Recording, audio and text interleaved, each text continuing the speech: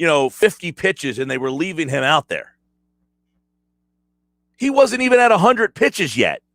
So let's not go crazy about Zach Wheeler getting left in the game like he was out of gas. He's throwing 96 miles an hour. That's not out of gas. He made a bad pitch. He left a pitch up, and it got delivered over the right field wall. The Phillies don't have better options than Zach Wheeler. They just simply don't. But what they do have better options is defensively. Rhys Hoskins cannot play defense right now. I get it. He's out there. He's doing the best he can to try to help this team win, and that's admirable. But those plays have to be made. And if they are made, this game is probably a different story. The Phillies needed that game last night, and what Rhys Hoskins needed to do is tell his manager, I'm not your best option today.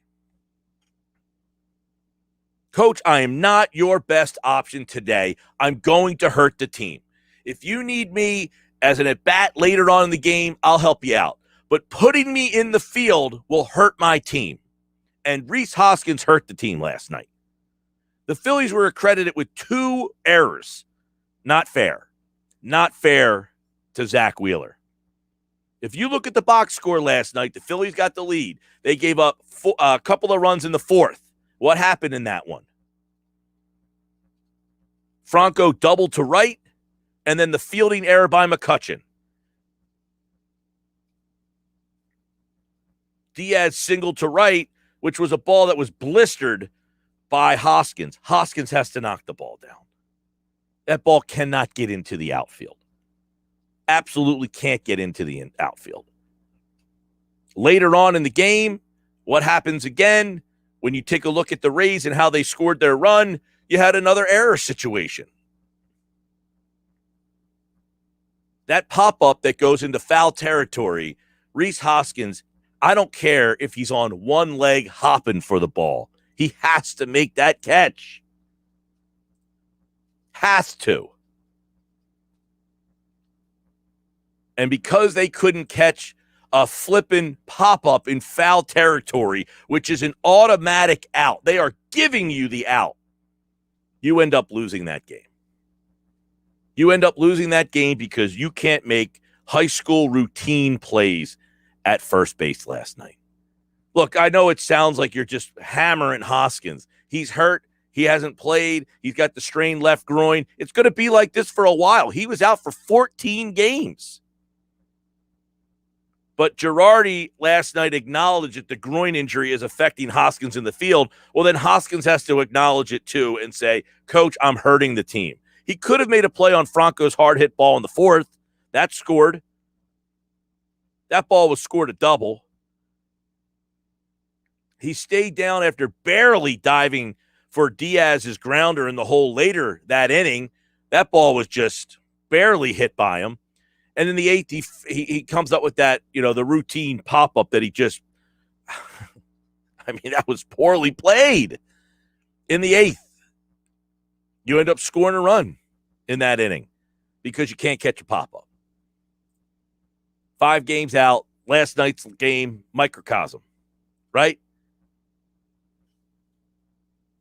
609-403-0973. Text board already got some action on the text board here. Mike, it's funny because the same people yelling that Wheeler stayed in too long are the same yelling at Rojas for taking Walker out. At the end of the day, these coaches need to pump the brakes on this analytical BS, watch and manage the game. Well, I don't think Girardi left Wheeler out too long. I think the fact of the matter was the game shouldn't have been in this situation. They should not have given up the runs early in the game because of McCutchen's error, and they shouldn't have given up the runs earlier in the game, later in the game because of Hoskins' errors. If you make a couple of routine plays, the Phillies should have won that game 4-2 last night. And Wheeler did a great job. He pitched his ass off in that game last night. People acted like Wheeler didn't pitch well. The guy had 10 strikeouts in the game. He gave up 3 in the 9th. He ends up giving 5 earned runs up. That ball that was hit at Hoskins should not be ruled a hit. But that being said, he threw 8 innings, had 10 strikeouts. That's a performance that I'll take from Zach Wheeler all the time. But I need the defense behind him to help him out. 609-403-0973. Download the free mobile app in the Apple Store, Google Play, right to your phone. Send us a message. It's just frustrating because, look, they scored 4 runs last night, which is not enough. Again, the offense is a problem in that game last night. They had a couple of opportunities, yet again, with 9 hits last night in the game. But here's a couple of factors. Gene Segura has gone from, 315 to 288. It's an unfortunate time for Segura to start to hit the Gene Segura, who he really is, button.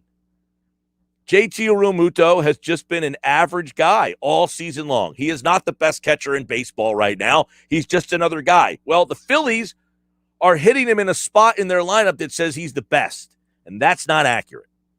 Bryce Harper had a couple of hits last night, couple of RBIs. Rhys Hoskins, I think, hit the home run in the 8th inning last night that ties the game up. It's a great situation. Hoskins has been big with the bat recently, but you could have brought him into pinch hit in that spot and did the same thing and not hurt the team offensively. McCutchen had a couple of hits last night. Galvis did nothing. Torreyes had a couple of hits last night. Luke Williams, bases loaded, nobody out, and Williams, look, he hits a screamer at third. It ends up being an RBI, or he gets a run home. It's a fielder's choice, so no RBI, but they got to do more. They get a double play. They trade the 2 outs for the run. It felt like you needed more in that spot.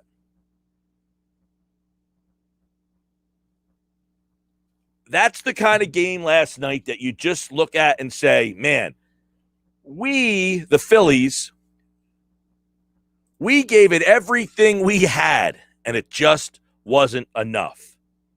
Yeah, they're better than you.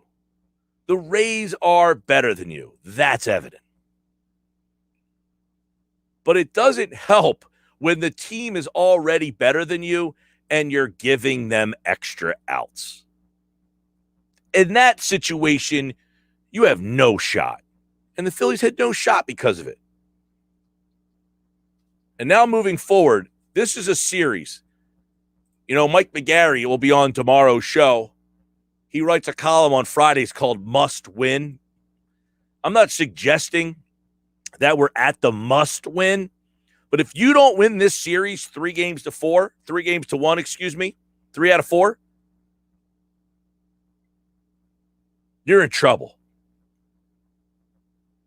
If you don't win 3 out of 4, and quite frankly, you almost say this should be a sweep because this team is so bad. Eflin's going to go tonight, Nola tomorrow, Gibson on Saturday, Suarez on Sunday, Wheeler Monday against Washington. The Phillies have 5 pitchers that all 5 days that these guys take the mound, you should feel pretty good. You're not rolling Matt Moore out there. You're not rolling Chase Anderson out there. You're, for God's sake, not rolling Vince Velasquez out there. These 5 starters, Eflin, Nola, Gibson, Suarez, and Wheeler, they give you a shot to win every single day. If your offense doesn't pick it up this season, by the time they face Atlanta in that series on September 28th, will be meaningless. Forget that September 17th that we were looking at before when they take on the Mets. The Mets have essentially, what was the word that Mike Tyson said, faded into Bolivia? Well, that's where the Mets are right now. The Mets are 4 games under 500. They're out of this thing. The Phillies are now 500 baseball team yet again after losing that game to a certainly superior opponent last night. But down the stretch, they're not playing superior opponents. They have inferior matchups the rest of the way, and it starts tonight. It starts tonight. Inferior opponents start tonight, and they need to take advantage of it. If this team wants to make the playoffs, if they want to get back to the postseason for the first time in 10 years, they need at least 3 out of 4, and realistically, over their next 7 games, they have Arizona, Washington, and Miami. So let's go 10 games. 4 Arizona, 3 Washington, and 3 Miami. They realistically need 8 out of 10 in these 10 games. If they get 8 out of 10, they'll have a shot. If not, I think you can pretty much count them out.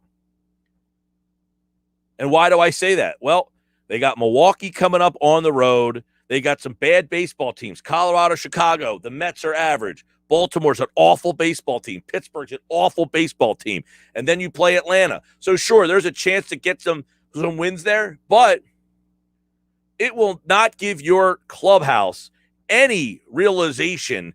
Why should we be able to beat Baltimore if we can't beat Arizona 3 out of 4? What makes you think we can go beat Baltimore 2 out of 3?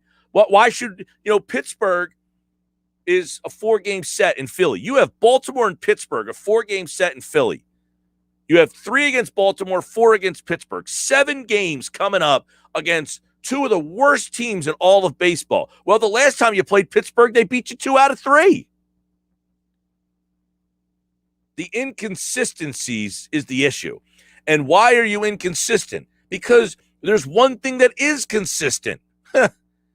You know you're not getting very good defense. You know your offense isn't getting the big hit. Since the All-Star break, in 37 games, Gene Segura is hitting .230. A .374 slugging percentage, on-base percentage is .321. That's pedestrian. And that's the problem. A guy that you were counting on has now become a guy you can't count on. Inconsistencies. One thing that's consistent is your defense has been terrible. That can't happen. You cannot be. Give me a good baseball team that plays bad defense. It's the most baseball defense is one of the most overlooked things. No one ever says, man, in football, that's a good defense. In basketball, that's a good defensive team. Nobody says in baseball, that's a good defensive team. But baseball defense is one of the most overlooked things in all of sports. Nobody talks about baseball defense. Yet, in my opinion, pitching and defense go hand in hand. If you don't have one, you don't have the other. You can't have good pitching if you have lousy defense. Can't happen. Bad defense makes good pitching mediocre. You cannot win at any level of baseball unless you play defense. Think about it. Think about all the sports where there's an offense and a defense. People never talk about baseball defense. Never. But realistically, the best teams play the best defense. The Tampa Bay Rays make every play. They are outstanding defensively. They're outstanding defensively. And I know they haven't won the World Series. But the only reason they're in this thing with the talent or lack thereof that they have, and let's be honest, it's not a very talented, yes, they're good. But why are they good? They maximize every ounce of talent that they have. Joey Wendell is not making any all-star game. But man, he makes every play at third base or second base or whatever position he plays on that particular day. And nobody says, well, maybe he's not hitting because he doesn't know what position he's playing in the field. He plays every position and he plays it to the top level of his ability. They play defense at an outrageous level. The play that Arozarena makes in left field, I mean, that diving catch, it ends the inning for the Phillies. Defense is what the Phillies lack. They fixed their rotation. They have 5 guys in that rotation who are all pretty good. They fixed their bullpen to some extent. When was the last time their bullpen blew a game that they had the lead in? I can't remember one that stands out to me. I'm not saying it hasn't happened, but there's not a standout one in the last couple of weeks. They had 20-some blown saves the first half of the year. That has been fixed. But what hasn't been fixed is this is a flipping bad defensive team. I'm Mike Gill. This is the Sports Bash Live, 97.3 ESPN. Download the free mobile app in the Apple Store or Google Play, and you can message us through your phone. It's brought to you by your Delaware Valley Acura dealers. For great deals on Acura's award-winning lineup, shop online, DelValAcuraDealers.com. When we come back, Frank Close is going to talk to us about it. Why are the Phillies such a bad defensive team? Is there somebody to blame here? Last night, Ricky Bottalico asked John Kruk, why are they so bad defensively? Why? Who's to blame? Well, Kruk can't answer that question.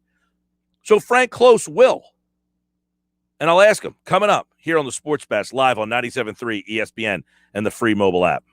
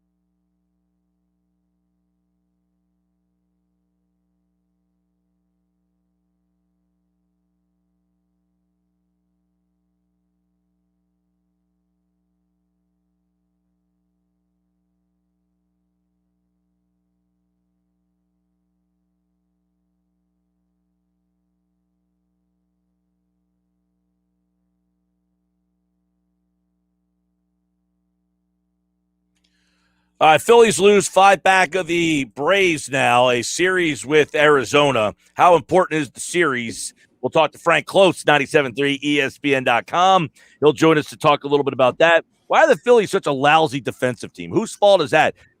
Batalico asked Kruk last night, but Kruk can't answer the question. So I'll have Frank answer that question. Whose fault is it that the Phillies are such a bad defensive team? As he joins us now here on the Sports Bash Live on 97.3 ESPN and the free mobile app. What's going on, Frank? Not much. How are you, Mike? I'm doing good. I watched that game last night, and a lot of people discussing should Wheeler have been pulled from the game. I, for one, have been critical of Girardi for pulling his starters to go to a lousy bullpen in the past. So typically I'm okay with what he did. And last night I'm in the same boat. Could he have pulled him? Sure. But to me, he should have never been in that situation. Defensively, they're so bad that game was in that situation. So why are they – first of all, did you have a problem with Girardi pulling Wheeler last night? See, not necessarily. He only had, 89 pitches at the time. And you know what? I feel like if he had gone to the bullpen and the bullpen imploded and cost them that game, I think that the people would be – the same people might be upset today saying, well, why did he take out Zach Wheeler? He only had 89 pitches. So, if that's your ace, I almost feel like you need to give your ace the chance to finish his own game. The problem was, here's the problem, though. It was a tie game. So whether he stayed in or not, that game was not going to end with Zach Wheeler on the mound, probably, unless he held them off and then they won in the bottom of the ninth. But I'm still kind of in the middle. Then some people said, well, after the first batter gets on, then maybe right. You let him. But he's thrown a lot of double plays. So, and then 2 are on, and at that point, 2 outs, you feel like, well, maybe he can pull through. So I'm kind of split on this. I don't have a strong opinion about this one way or the other.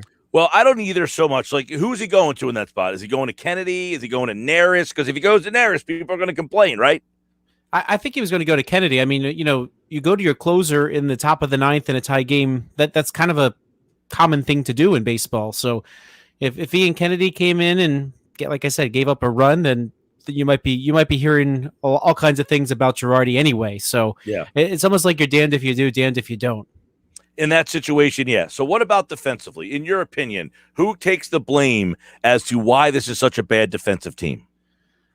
Matt Klentak, I suppose. I mean, the unfortunate thing is Klentak's not here to defend himself. He's not. But really, this got set up by previous decisions, right? So Alec Boehm, when he came up, kind of the strategy was, okay, small sample size in 2020, he was okay. You think you're going to get through a good year, or at least a passable year in 2021. They made that mistake with Rhys Hoskins, right? They had a small sample size in left field. They thought, okay, Rhys Hoskins can play left field, and then he was a complete butcher out there. So, and then, of course, Dombrowski, he might be better in left than he is at first. Yeah.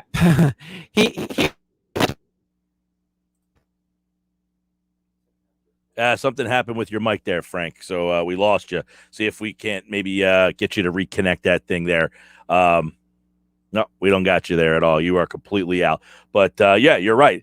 They use Hoskins in left field, and it's something that I wonder if down the road, if you kind of talked about this before, if they can use Bowman left field, is he going to be just as bad as Hoskins was in left field? But I asked Frank, why are they so bad defensively? Who do you blame? He went to Klentak as the reason why. Now, if we can get Frank to kind of get him reconnected here. You hear me all right? I got you. Okay. Frank has a backup mic ready to go at his house. So where were we? Dombrowski really wanted to upgrade shortstop defensively, and to do so, he was looking at Andrelton Simmons over Didi Gregorius, and Didi was kind of the one available fallback. And you know what? I thought that, well, one, if he had signed Simmons, this would have been a tough year for Simmons as well. But Didi, if Didi didn't get that pseudo gout, I think that really has affected his play. And I don't know that you could have foreseen that would happen to Didi. Didi's usually better than this. I think it's very clear when Didi is not feeling well. He's not the same player. And when he's on, he's on. And so, unfortunately for the Phillies, they have Didi, who's a little banged up. But really, I mean, in terms of decisions that Dombrowski made, I mean, that was really only decision that kind of affected the makeup of this team defensively. Right. So you have Hoskins at first. I mean, last night, let's get your opinion on that. Those are plays that big league first basemen have to make, right? I mean, I know they went out of their way on that broadcast to talk about, oh, he's hurt, the groin. Those balls have to be fielded. Yeah, it's unfortunate because this is not going to solve itself, it looks like. It seems like whatever Hoskins is dealing with is going to be here to stay for a while. He's not going to play every day, and that's problematic in a lot of ways because you need his bat. And you're just going to have to suck it up and deal with that defense, unfortunately, I think, because from what I mean, we also, as we were just saying, Hoskins was never that strong a defensive first baseman to begin with, but he can't stretch. It just looks painful. I feel the pain watching Hoskins play first base, and that makes me think that, you know what, this is not going to be a quick solution. He's not going to heal fast. And the problem is you don't really have a lot of offensive/defensive options to make up for him at this point. I mean, that's the problem with the trade deadline being July 31st. You can't make any more trades for anybody on anybody else's 40-man roster. Let's ask this question then. Could they, I mean, I know Bohm's a butcher over there, but is he a better option to go play first base with his bat and hope that he gets hot and let Hoskins just be a right-handed bat off the bench for a little while here? I think you got to play him when you can. He's, if he can give you anything, like you saw, he's hit 3 home runs since he came back off the injured list. Hasn't been able to really field the position. Unfortunately, they're not playing road games that are interleague games, so they have a designated hitter. But I don't know. I don't feel a lot better with Alec Bohm at first base either. You're going to get the same defense, I think, if you have a healthy Alec Bohm or an injured Rhys Hoskins. So I mean, this is just a really, really tough situation. I mean, if I'm the Phillies, I'm looking at the waiver wire. I'm trying to see what's out there. Just do a little bit of shopping off of somebody else's AAA team, someone who's not on a 40-man roster.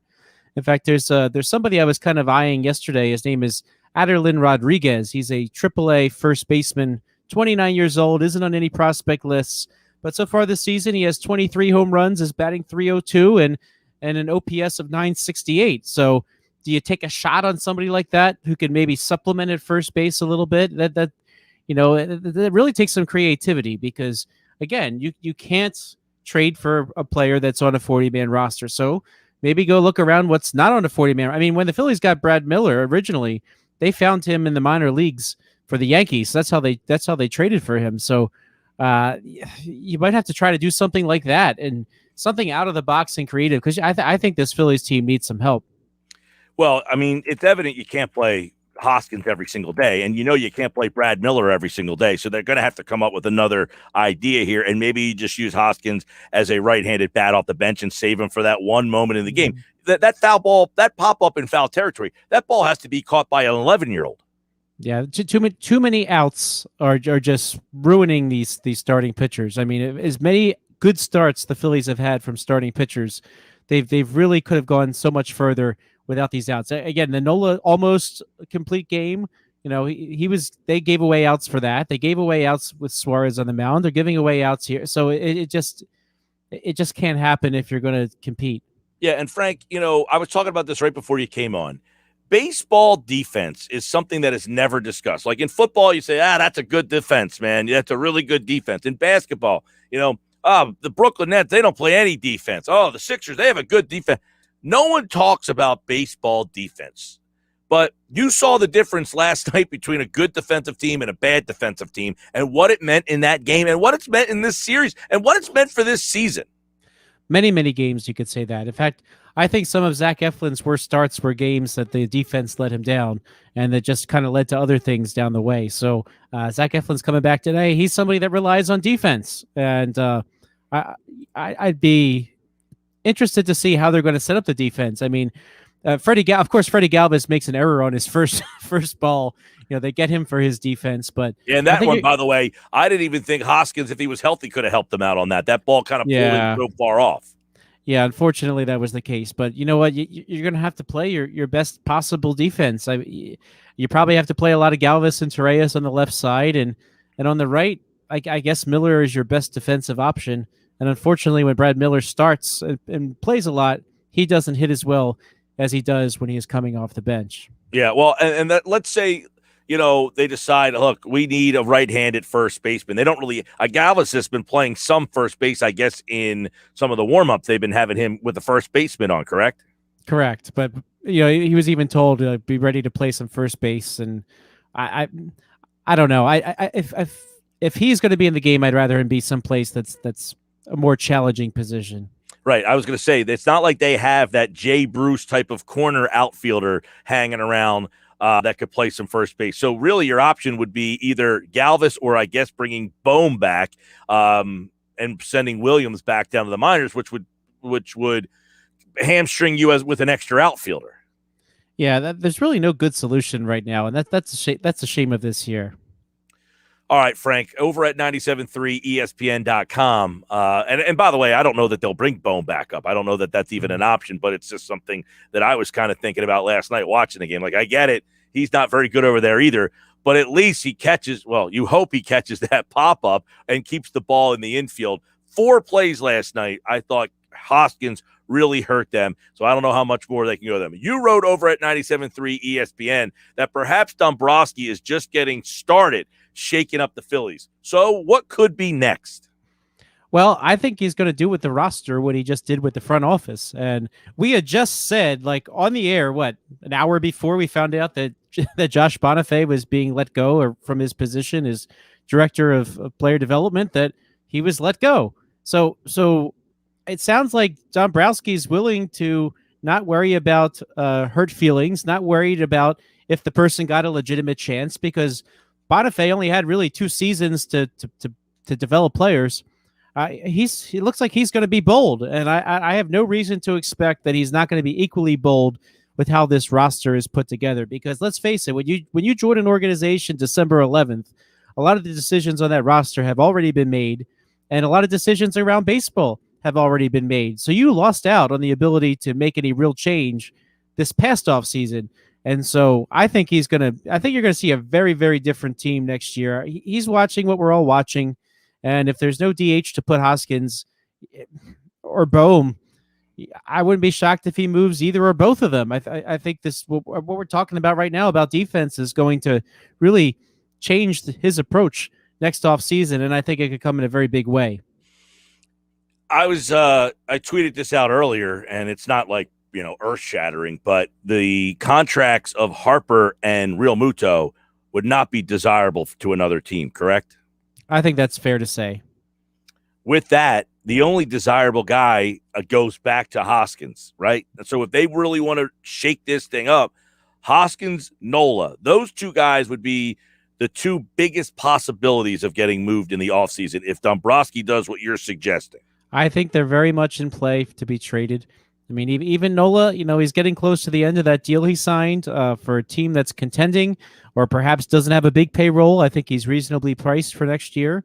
I think teams would love to have him and might give up some prospects for him. Now, then the Phillies would have to replace him somehow, but that could be part of other deals that he makes. So I think it's important to give this a different look. Hey, look at Chuck Fletcher with the Flyers. What did he say after he made all those trades, right? He said, look, the guys we had weren't doing it, so we got to try something else. Well, the Phillies have essentially become somewhat of a version of the Flyers. Not quite as long with Voracek and Giroux and Couturier, who had all been there for multiple, but you're starting to get to that point where these guys are now going on 3 seasons, the Hoskins, the Harper, the Real Muto, the Segura, the Didi, the McCutcheon. These guys have been playing like 3 years together and have proven to be nothing more than a 500 team.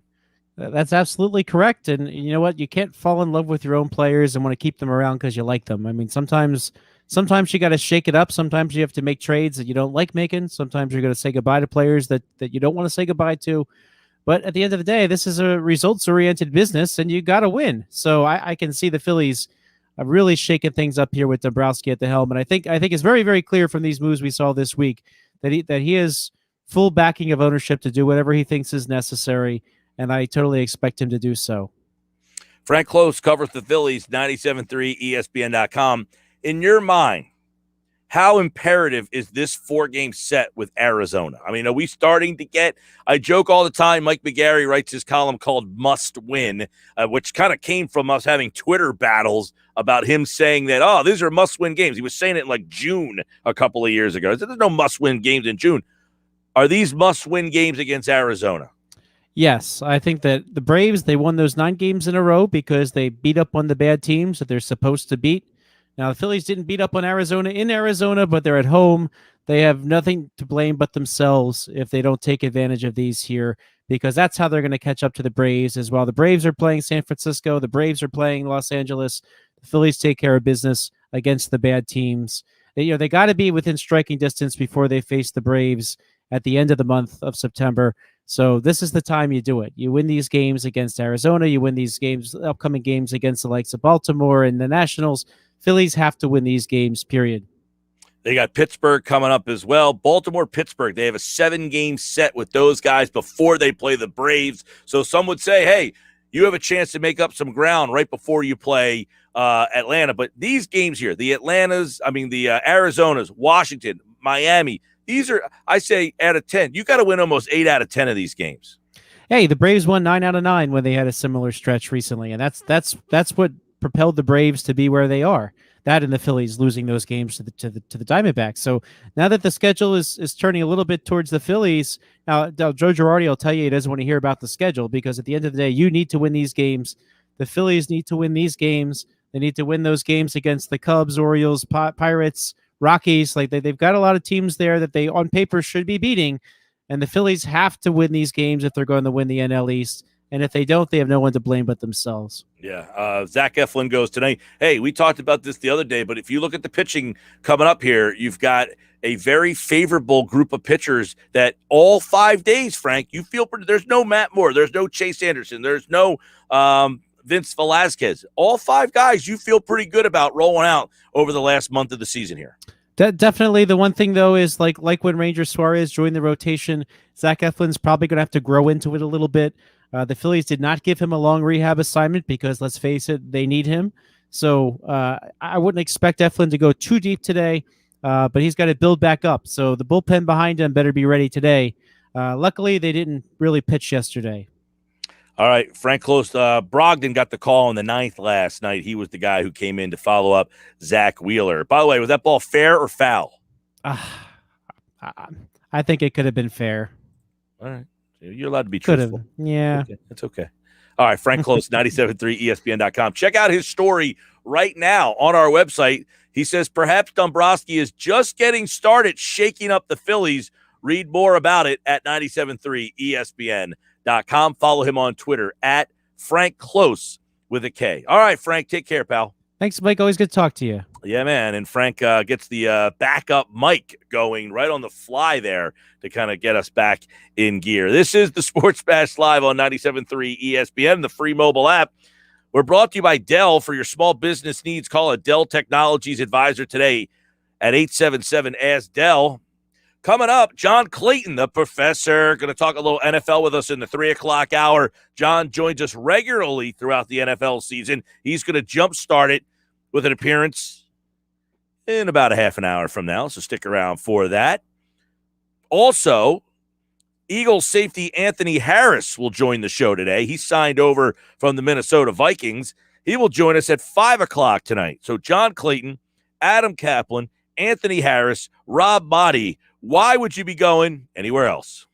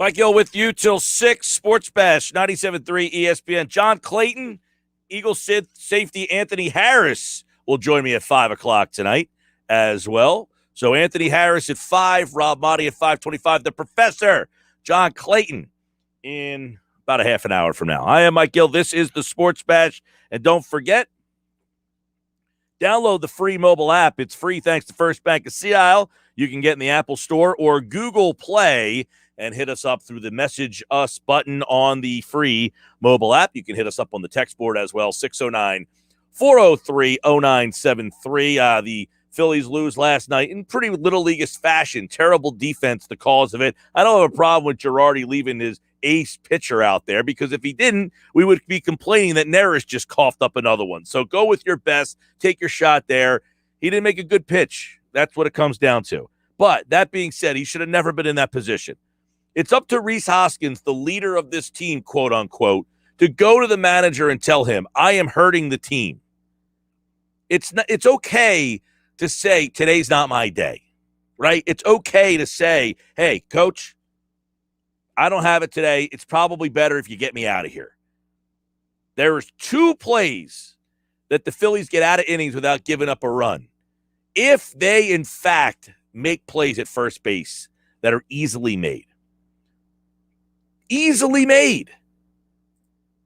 609-403-0973. Dan from EHC. Are the Phillies ready now? Easy schedule actually starts tonight. Good question, Dan. Are they ready? Not with this defense. Inconsistent defense at the major league level causes more issues than anything else. You can have great pitching, but if your defense can't make the plays, your great pitching, he's just good. If your good pitcher doesn't get great defense behind him, he's just average. Great defense unlocks the doors that can't be opened. And right now, the door that can't be opened for the Phillies is that playoff door. They can't open that door until they field the ball. Their offense will come and go. Their defense or their pitching will keep them in games. They've got good enough starting pitching. Their bullpen has kind of leveled out. But in the end, this defense is what's going to be their Achilles heel. This is what's going to keep them out of the playoffs.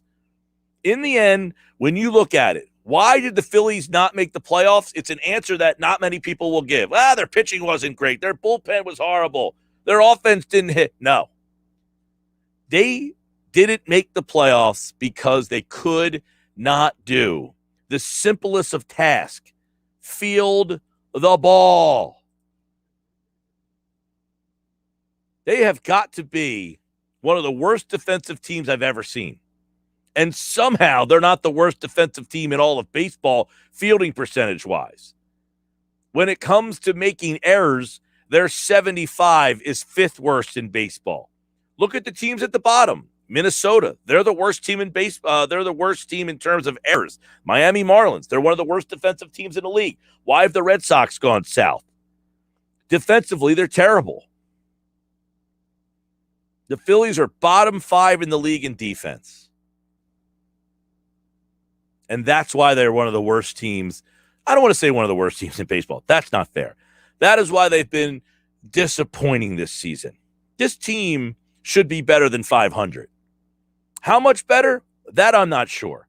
I can't sit here and tell you this team should be 10 games over 500. But you know what? Realistically, they probably should be. They have good enough talent to be 10 games over 500, especially with what they're up against in the National League East. Not good. The Central's terrible. You've got a lot of your games playing the East and the Central. You've got to be better than 500. Why can't they be? You watched it last night. It's embarrassing. And I would imagine the Phillies lineup is not out yet. But I would imagine, right? I would imagine that Hoskins is not in the lineup tonight. And I think Girardi said that last night. But I would be surprised if Girardi has to sit him down for this entire series and use him as just a right-handed bat off the bench. What I think I would do if I'm the Phillies is I'd probably bring Bohm back up. I know. I'm more of a Bohm guy than most. but I need a little bit of right-handed pop, and he doesn't provide it. I know he doesn't have a lot of home runs, but I'm putting him in the lineup as a right-handed bat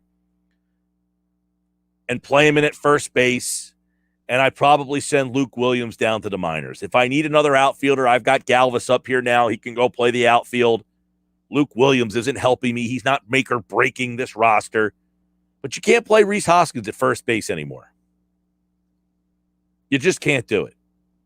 And Rhys Hoskins has to be a leader. In a team that is desperate to find someone to step up, he's got to be the guy to do it and say, Coach, don't play me in the field. I'm not ready.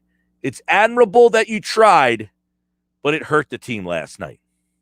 I'm Mike Gill. This is the Sports Bash live on 97.3 ESPN and the free mobile app. Download the app in the Apple Store or Google Play. It's free thanks to First Bank of Sea Isle, and you can message the show through your free mobile app. There's a lot of ways you can get in touch with us. So if you want to get your question or comment out there, feel free to do so at 609-403-0973, 609-403-0973. Try to leave your name so we can give you credit for being a part of the show. You can also watch the show live on YouTube. Search 973 ESPN or follow us on Twitter at 973 ESPN, and you can watch the show there as well. When we come back next hour, the Professor John Clayton joins me at 3:25.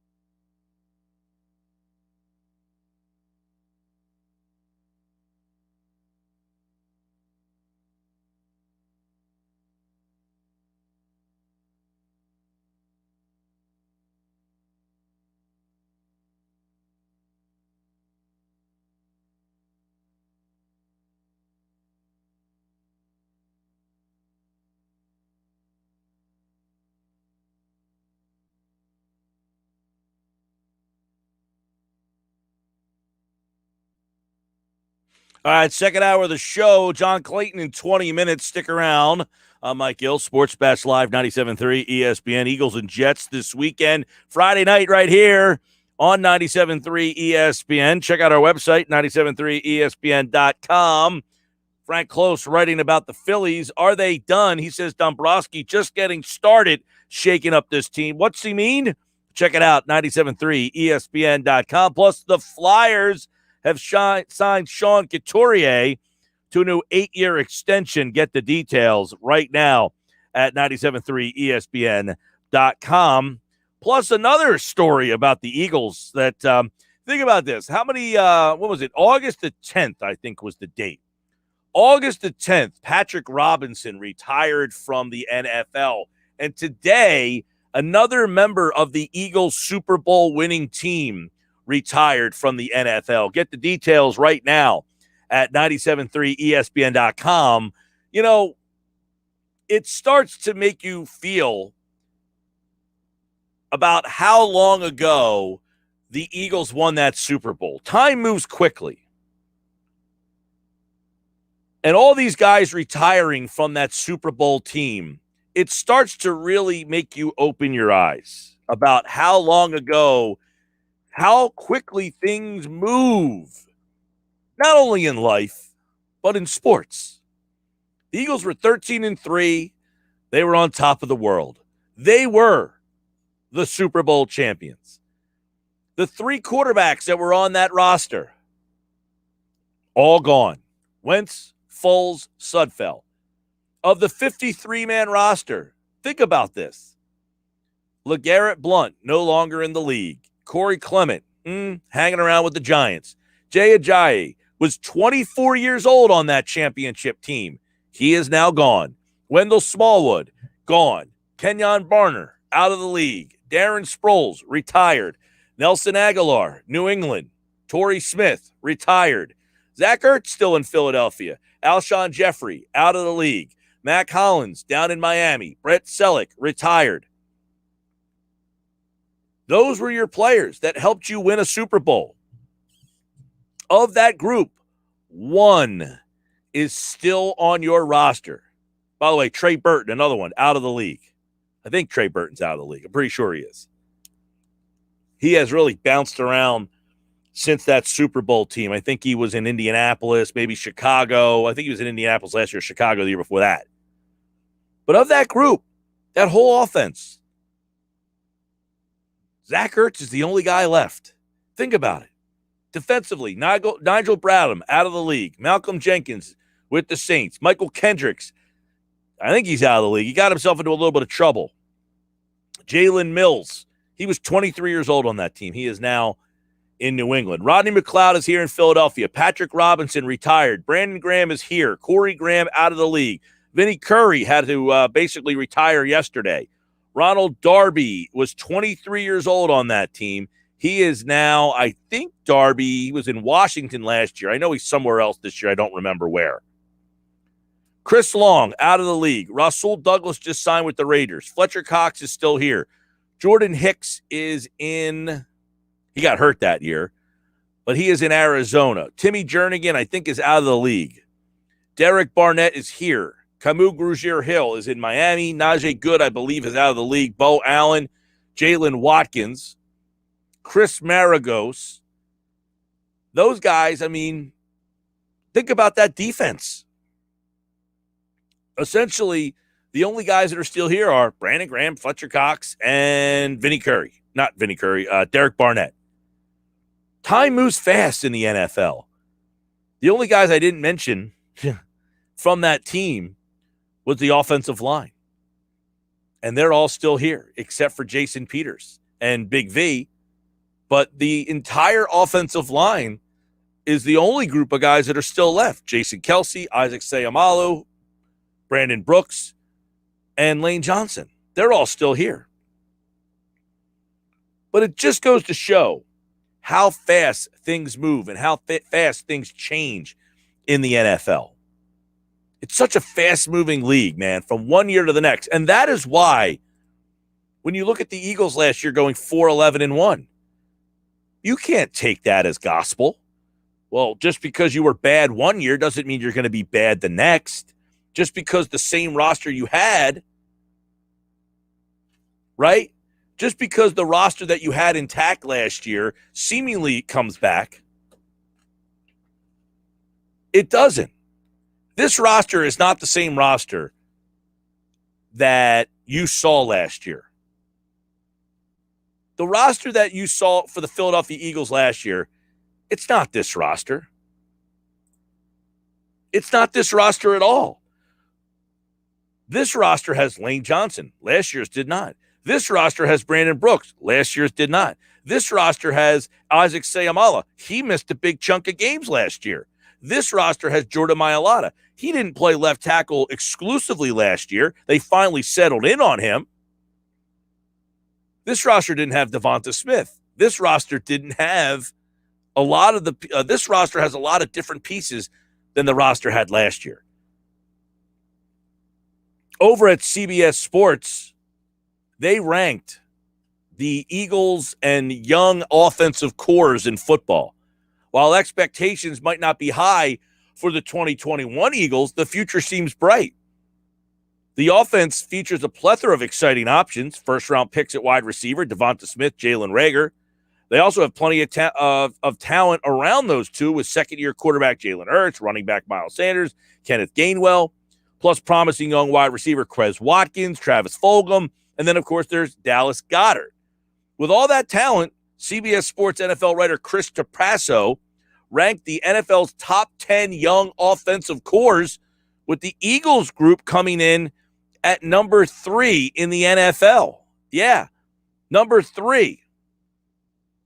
Saying, quote, man, there's a lot of young talent in Philadelphia. I'm not particularly high on Hurts, but the rationale behind that statement is for another article. Sanders feels like he's been an Eagles lead back for like 5 seasons. He's only 24. We saw what Watkins can do with the ball in his hands in Philly's first preseason outing. The 4.35 he ran at the combine legitimately translates to the field. And Fulgham was a glimmer of hope in the Eagles receiving unit last season. Oh, yeah. Then there's the 2 first-rounders, Reagor and Smith. If healthy, they can compete. They can be complete wideouts who win with separation ability, yak juice, and ball tracking mastery downfield. This is a young, fun core. The criteria was used as the starting quarterback no later than his 5th NFL season. That works. Hurts is in his 2nd. Receivers and tight ends entering no later than their 4th NFL season, and running backs no later than their 3rd. Think about the core of this Eagles offense. 2nd year, 1st year, 2nd year, 2nd year, 3rd year for Miles Sanders and Dallas Goedert. Goddard, I think, is in his 4th. The Eagles were the only NFC East team that made this list. And as I've been saying here on the Sports Bash, if the Eagles' offensive line can stay healthy, they should be one of the best units in the NFL. With that, a lot falls on the shoulders of Jalen Hurts, who has some weapons to play with if he can get them the ball and then let them use their speed, like we saw in the preseason game with Quez Watkins against the Steelers. That's a great formula. Get the ball out quick and let those guys do the work. If the Eagles can just get average play from Jalen Hurts, they should be significantly better. If Hurts can take a step forward this season, expect the Eagles to improve not only this season, but in future seasons as well. 609-403-0973, 609-403-0973. Send us a text on the text board, and also through the free mobile app, you can hit message us and send your message to the Matt Blatt Kia Studios.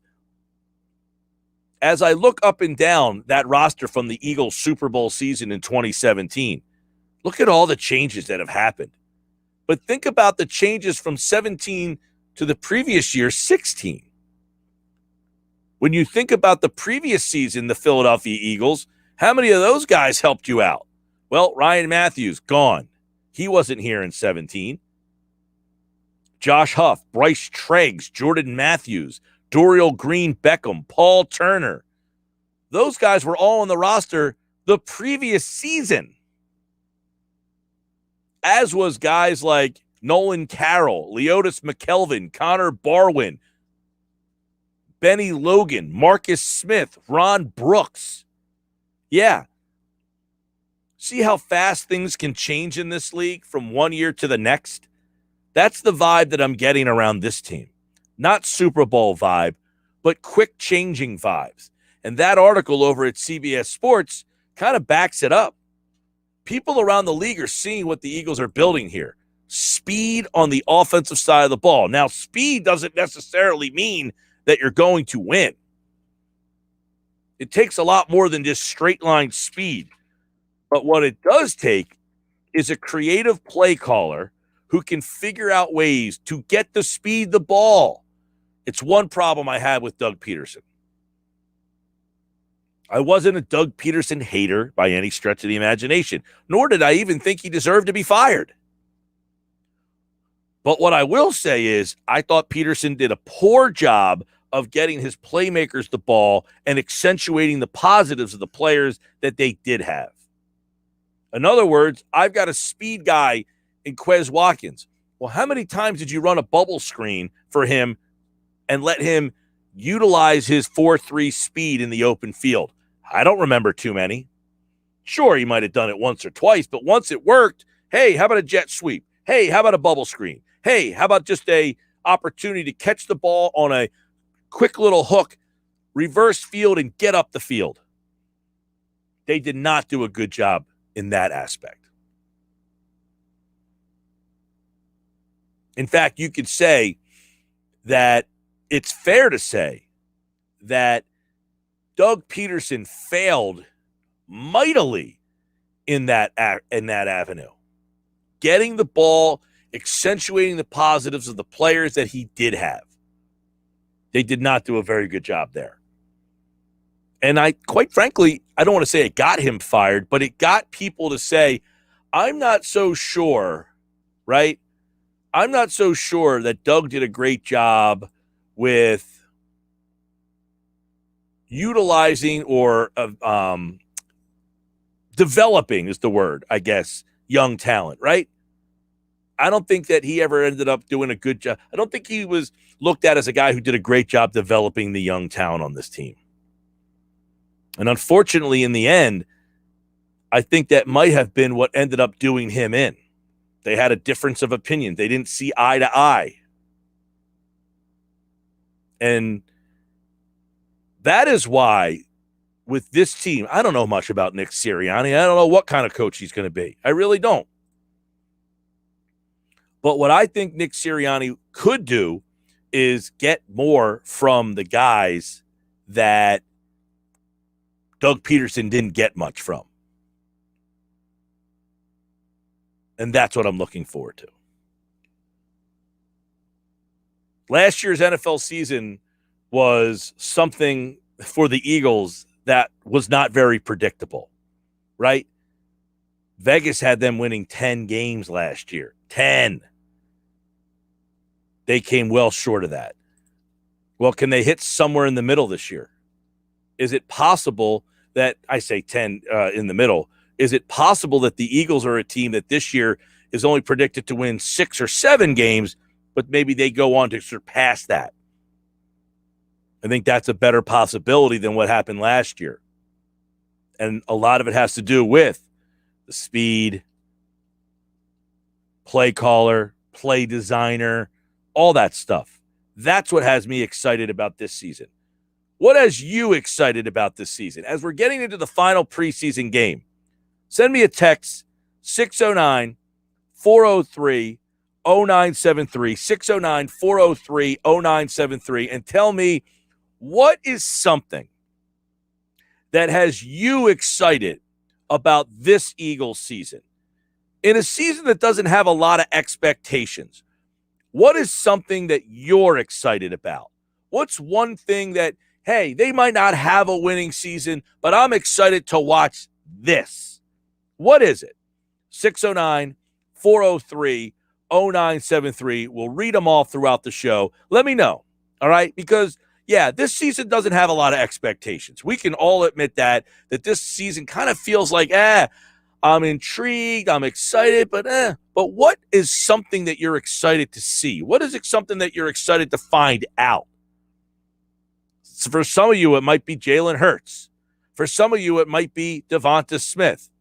But what is that thing that you really want to find out about this team? What has you excited about this particular team? Because I think there is a wide variety of answers that could be sent to us. There should be anyway.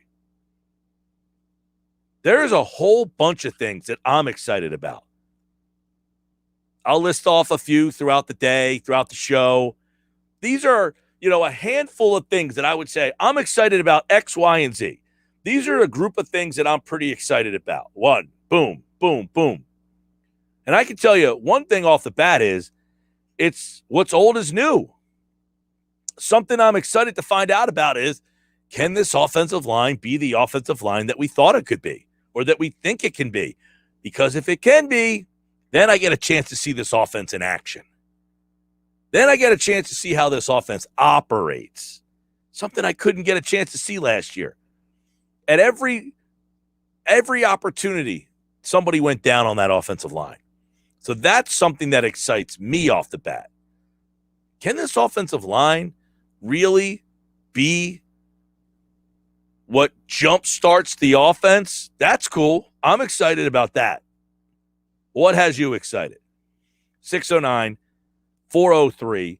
609-403-0973. It's the Sports Bash Live on 97.3 ESPN and the free mobile app. Don't forget, download the app in the Apple Store or Google Play. It's free, thanks to First Bank of Sea Isle. Now, there's other things that I'm excited about with this team. And I can start really looking down the depth chart here and give you something about almost every guy that I'm looking forward to.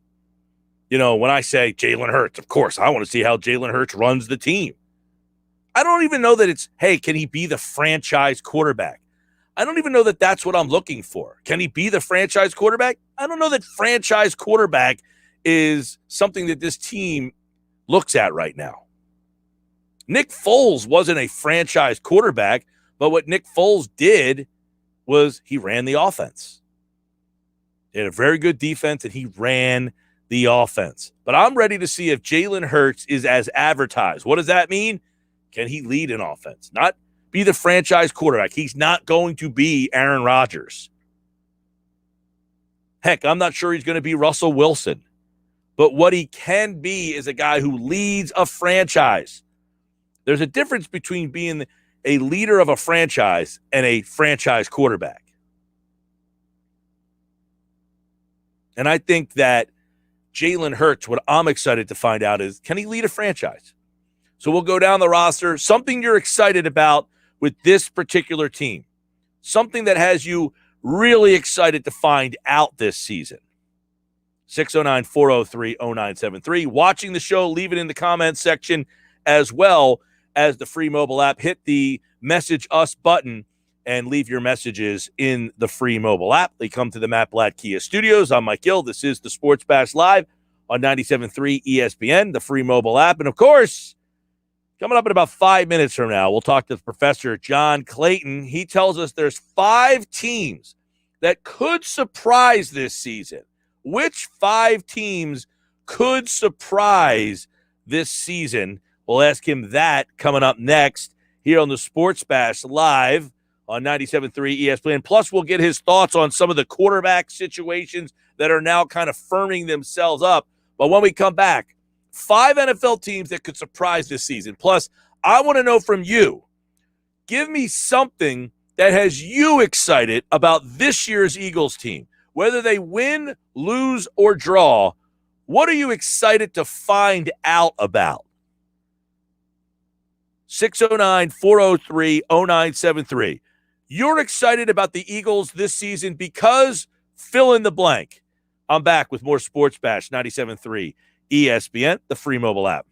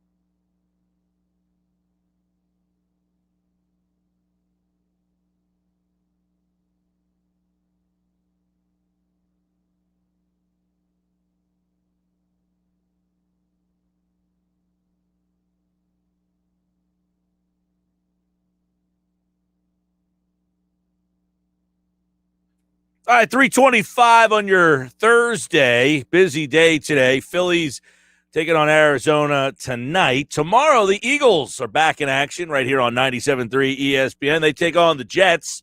John Clayton, the Washington Post's longtime NFL writer, got 5 teams that could surprise this year. See if Philadelphia is one of them. They've got a lot of interesting stories. We'll get into that as well. I want to get John's take on what's going on in the NFL in terms of the preseason, John. It seems that joint practices are in and preseason games are out. Is that the new wave? Are we going to start seeing that is kind of what takes over the NFL decision-making process?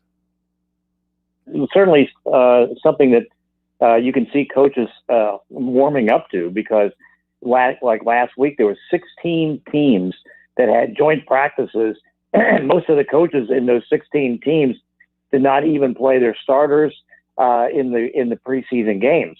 In a lot of ways, even though, again, you can risk injury, you can have fights, you can have all those different things in a joint practice. I mean, you're not really risking as much, even though, because, again, you're putting the players out there, and you're going to have first team against second team against third team, all those different things. And you can get more players involved than you can in a preseason game.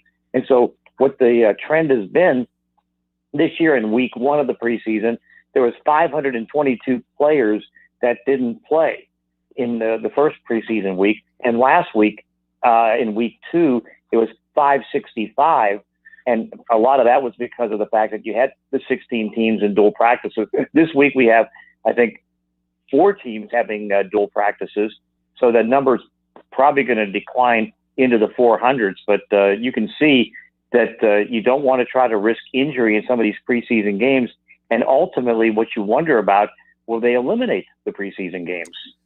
Money talks with that one, John, as we all knew. Yeah. Those owners want to keep those buildings open, but it seems that the coaches, or who knows, I mean, there's been some reports here that Jeffrey Lurie and Howie Roseman have kind of been behind not playing them. Do the coaches want to use them, and do the front office guys say, hey, I don't want these guys to get hurt? I guess that'll be something that kind of comes out down the line. But we do have a lot of stories in these preseason that are kind of coming to fruition here. And over at the Washington Post, you have a couple of teams that you think could surprise. So let's look at some of the teams that you like this year that could be surprise candidates. Let's start with one, the Los Angeles Chargers. They're interesting because they've got a lot of talent. They always seem close, but always seem to lose that game in the end. So why is this year different?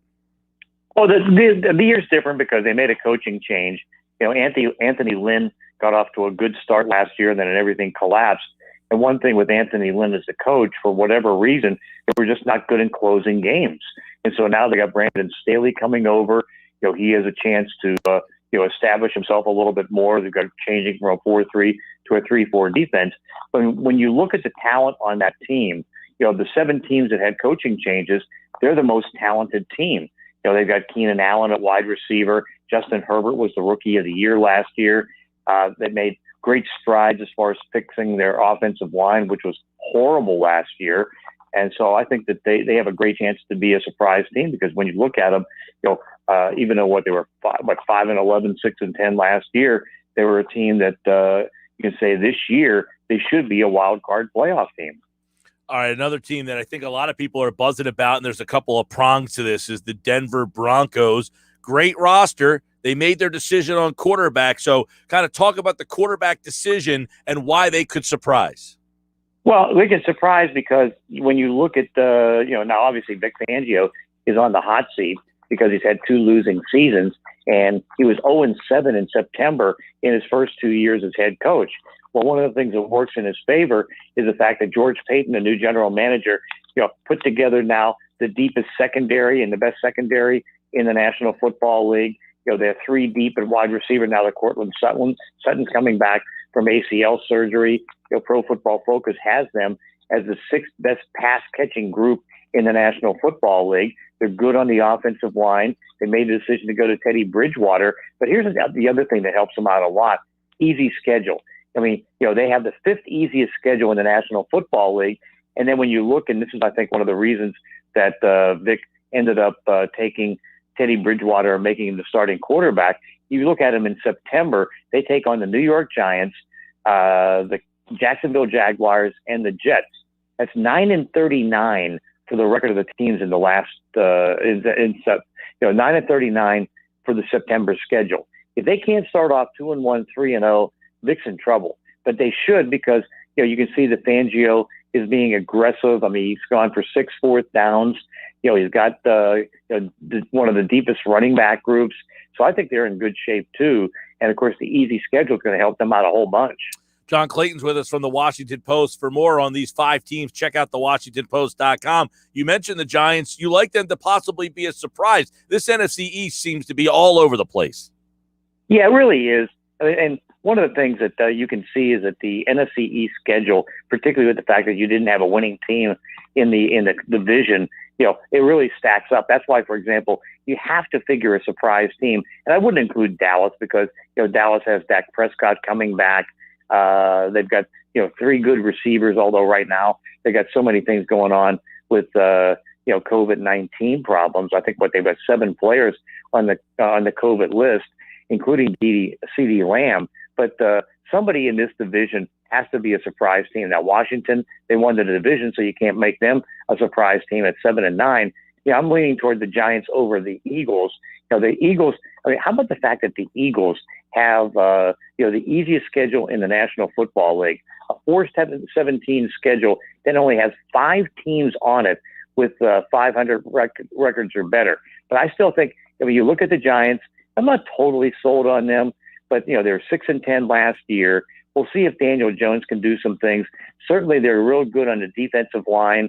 Not certain where they are in the offensive line, but I think they could be a little bit of a surprise team, mainly because of the schedule. Yeah, as John notes in his Washington Post article, that the Eagles and the Giants deserve consideration. You went with the Giants. We'll see what happens with Philly. Obviously, they've got a lot of questions, and some of it's health-related. Can that offensive line stay healthy? Another team you like is Arizona, which is interesting because you mentioned Vic Fangio on the hot seat. I would imagine that's the case for Cliff Kingsbury as well. Yeah, and that's it's kind of similar to what Anthony Lynn went through last year. I mean, you look at Arizona; they got off to like a 6-3 start, and then they came back and pretty much only won 2 games the rest of the season, and so they went 2-5 down the stretch. And so if Cliff Kingsbury can't fix up the closing part of the games and the closing part of the second half of the season, then he's going to be out. But I mean, still, you've got Kyler Murray. The defense did pick up J.J. Watt. They got a good linebacker in Zach Collins who's going to help them out a bunch. Their defense should be better. At wide receiver, they have A.J. Green and DeAndre Hopkins. Not sold where they are at running back, but the tough part for them, they're in the best division in football because the NFC West is so loaded that even if they go 9-7, they still could finish in 4th place. But you still look at the Cardinals and you say, you know what? The 4 teams in the NFC West all have a chance to make the playoffs. John, the last team on your list is interesting that they would be listed as a surprise after 20 years of domination. But you think the Patriots are primed to bounce back? I don't know if they're prime. It's funny because, you look at a lot of the preseason ratings that are coming out, and they're like for talent 17th and 16th. But you'd have to think that, there's so many positive things that can get them back over the 7-win season they had last year. Like, for example, Mac Jones is really doing a good job right now. And you look at Cam Newton and you wonder, is he going to be the starter? And I think that's very much in question, particularly after the past week where he was on the COVID list for 5 days because he kind of broke protocol as far as his testing. And of course, that's to me, that's baffling because you go back to last year, Cam Newton, he got on the positive test on COVID-19. Well, he even admitted how much it affected him for almost like a month. And, he now doesn't get a vaccination. And so he has to be tested every day. To me, that's almost irresponsible because, he hurt himself last year. And you look at the fact that he only averaged like 6.4 yards per attempt passing. And he, just didn't have any yards passing the football. But right now, you look, they added 2 $12.5 million tight ends, Nelson Aguilar at $11 million. They added, Kendrick Bourne. Their linebacking core is so much better because they get Highsmith back, or it's like Alonzo Highsmith. And then on top of it, they got Cal Van Noy after he was cut, bring him back. So they're really in top shape right now. And I don't know if they're going to be good enough to catch Buffalo, because I think Buffalo has such a big gap on them at the moment. But I think that they can be, and again, it's amazing to say, surprise team, New England, after all those great years with Bill Belichick. John, I know you're close out there in Seattle with the Seahawks and what's going on out there. We haven't heard a whole heck of a lot from Seattle on the East Coast over here. How are the Seahawks kind of shaping up? I think shaping up really well. I mean, they've still got a couple issues right now with hold-ins, because Dwayne Brown's a hold-in and he wants some more money, which is understandable. They were able to get a deal done with Jamal Adams of $17.5 million. Now, Quandre Diggs, the other Pro Bowl safety, he's a hold-in just this week because he wants more money, which is understandable because he's making $6.2 million. But I mean, you look at the fact that the Seahawks have improved their pass rush. They got Carlos Dunlap, who really helped them last year. They added Kerry Hyder, and they're about 8 deep right now at defensive end, so that helps them out. They were able to go ahead and get Gerald Everett at tight end. They got Chris Carson back on a long-term deal, Tyler Lockett on a long-term deal, and they got the best quarterback in the division in Russell Wilson. That division seems to be interesting now. And, of course, San Francisco drafted a quarterback at number 2. He's not going to see the field right away. But are the 49ers back this year? I think so, yeah. But here's my big concern is that, talent-wise, they're back. But I just keep getting concerned about their injury situation. In the last 2 or 3 years, they've been one of the most injured teams in football. Last year, they missed over 135 starts because of injury. And, there's still mounting injuries as training camp goes on. And so you wonder, are the injuries going to hold them back? I mean, certainly the fact that, Jimmy Garoppolo missed 23 of 48 games hasn't helped them out. You look at their defensive line, they had, like 3 ACL injuries and all that stuff. And since 2013, they've led the league in ACL tears. So you kind of wonder, it's like, can they get through the season healthy? And if they do, I think they bounce back. That division seems to be a very intriguing one. You mentioned Seattle, San Francisco. You like Arizona as a surprise team this year. So you got really all 4 teams you would think in play with the LA Rams and Matthew Stafford out there. This division is going to be a ton of fun to keep an eye on. Yeah, it really is, because I mean, you say what you want about what they did last year. I'm still amazed that the Rams were the number 1 defense in football. But of course, then they lose Brandon Staley as a defensive coordinator. They lose 4 starters on defense.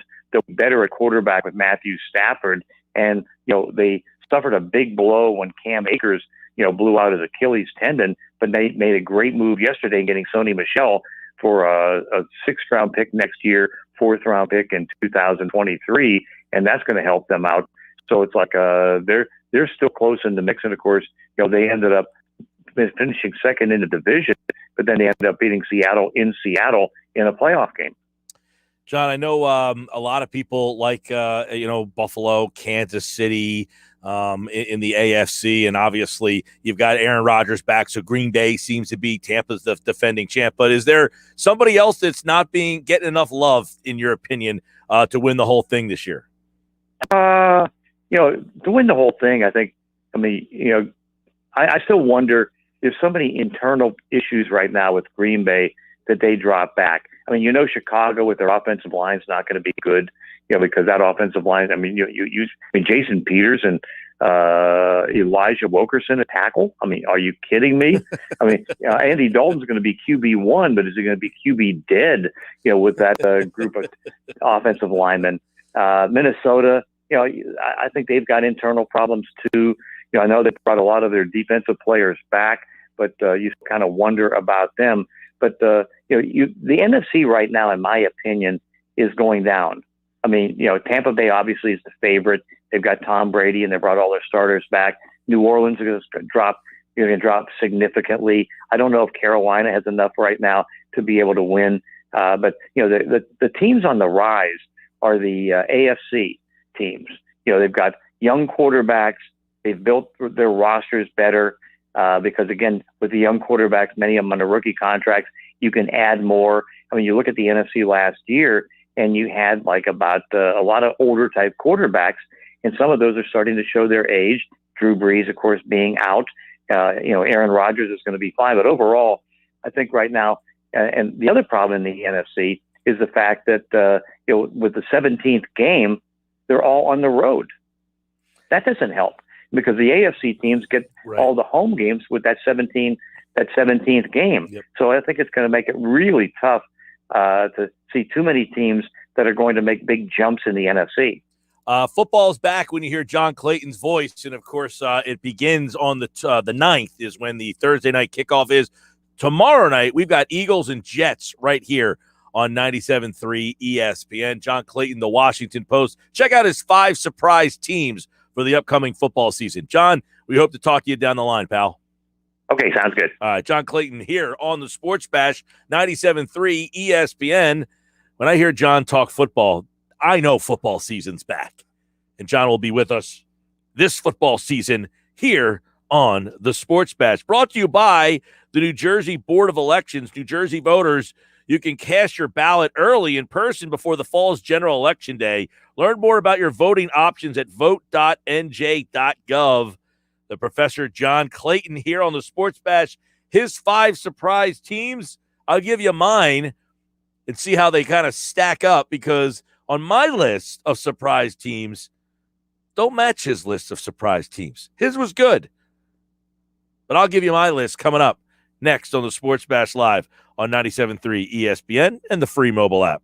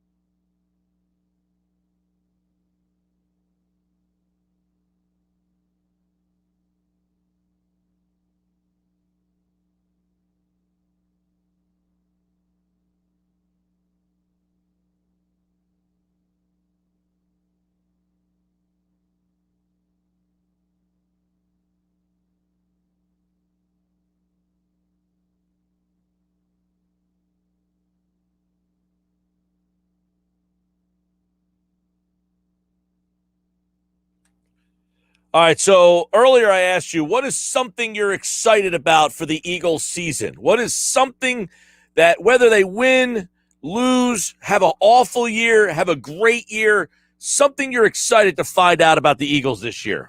Hit me up on the text board, 609-403-0973. Adam Kaplan, football at 4, 14 minutes from now. We just talked to John Clayton with his 5 surprise teams. I got mine. Now, I think I had one that overlapped with his. He had the Chargers, the Broncos, the Giants, Arizona, and New England. They were his 5 surprise teams. I jotted down my 5 surprise teams, and I'll give you those here in just a second here on the Sports Bash Live on 97.3 ESPN. Don't forget, download the free mobile app. Thanks to First Bank of CI, you can get the app on your phone. It's free. Take the show on the go, and you can message the Sports Bash studios through the free mobile app. Now, these are the 5 teams that I'm looking at as surprise teams this year. One, now all the teams have to have at least a losing record or 500 last year to be a surprise. Now, I could have gone the other way, surprises that had a winning record last year and will not have a winning record this year. I could have gone that way too, but I have San Francisco. I think San Francisco, they went 6-10 last year. They had injury issues. Now, John said he didn't include Dallas because they're getting Prescott back. But I don't think people look at Garoppolo and say, top 5 quarterback. I think people are wondering why Trey Lance doesn't have the job. But I'm here to tell you the 49ers are a Super Bowl contender. I love the speed that team has. Mostert, Debo, Ayuk, Sanu, tight end George Kittle, a great weapon. They have a very good offensive line with Trent Williams, probably one of the best left tackles in football. Laken Tomlinson, Alex Mack, still a great center. Mike McGlinchey at right tackle. They've got a great offensive line. Their defense, though, is Super Bowl worthy. Fred Warner, maybe the best middle linebacker in football. Nick Bosa, Kinlaw, Armstead. This is a great team. So when I talk about a surprise team, he's right. They've had so many injury issues. But I think they will surprise in a good way in terms of, I think the San Francisco 49ers are a Super Bowl contender. That's the surprise. Not that they might just go from 6-10 to make the playoffs, that they are a legitimate Super Bowl contender in maybe one of the best divisions in football that I can remember. I don't remember a division that is this competitive where all 4 teams can make a case to win the whole thing. And that's why one of my surprise teams is the Arizona Cardinals. I liked Arizona last year. I was one of the people that said, I think Arizona is going to be better last year. They were. They went 8-8. I think they had a little bit of they hit a little bit of run out of gas late in the year. But Kyler Murray is a playmaker. But you look around, DeAndre Hopkins, does A.J. Green have one more run left in him? Christian Kirk's a very good number 3. Even Andy Isabella as their number 4. And Rondell Moore they got. James Conner as the backup running back with Chase Edmonds. They have weapons there. Their offensive line, I don't love their offensive line. But on the defensive side of the ball, there's a lot to like there. J.J. Watt, does he have one more big season left in the tank? Chandler Jones could lead the league in sacks. Zaven Collins and Isaiah Simmons. What a linebacker tandem that is. Byron Murphy, Budda Baker, Malcolm Butler. It's a great secondary. I think this Arizona Cardinals team could really surprise people. And if they end up getting into the playoffs, it's because they got into the playoffs by getting through one of the best divisions in football. Between that division and the AFC North, I think they're the 2 best top-to-bottom divisions in football. Arizona 8-8 last year. I think they surprise this year and get to 11. The other team might be a little bit of a surprise for everybody that they're on anybody's list. But I'm going to put the Carolina Panthers on this list, and I'll tell you why. Sam Darnold, I think, was just in a horrible situation. And by the way, this division is significantly different. No longer are the New Orleans Saints a gimme to make the playoffs. The Atlanta Falcons are not a gimme to do anything.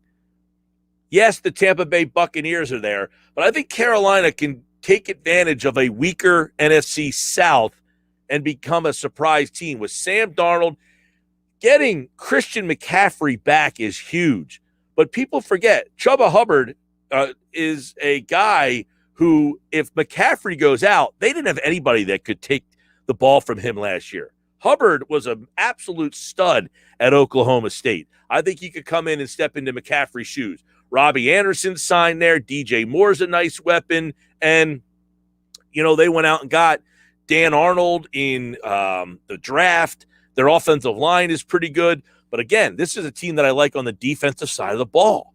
I really like what Carolina's done defensively. They went out and got Reddick, Jeremy Chin, J.C. Horn they got in the draft, Shaq Thompson they brought over there.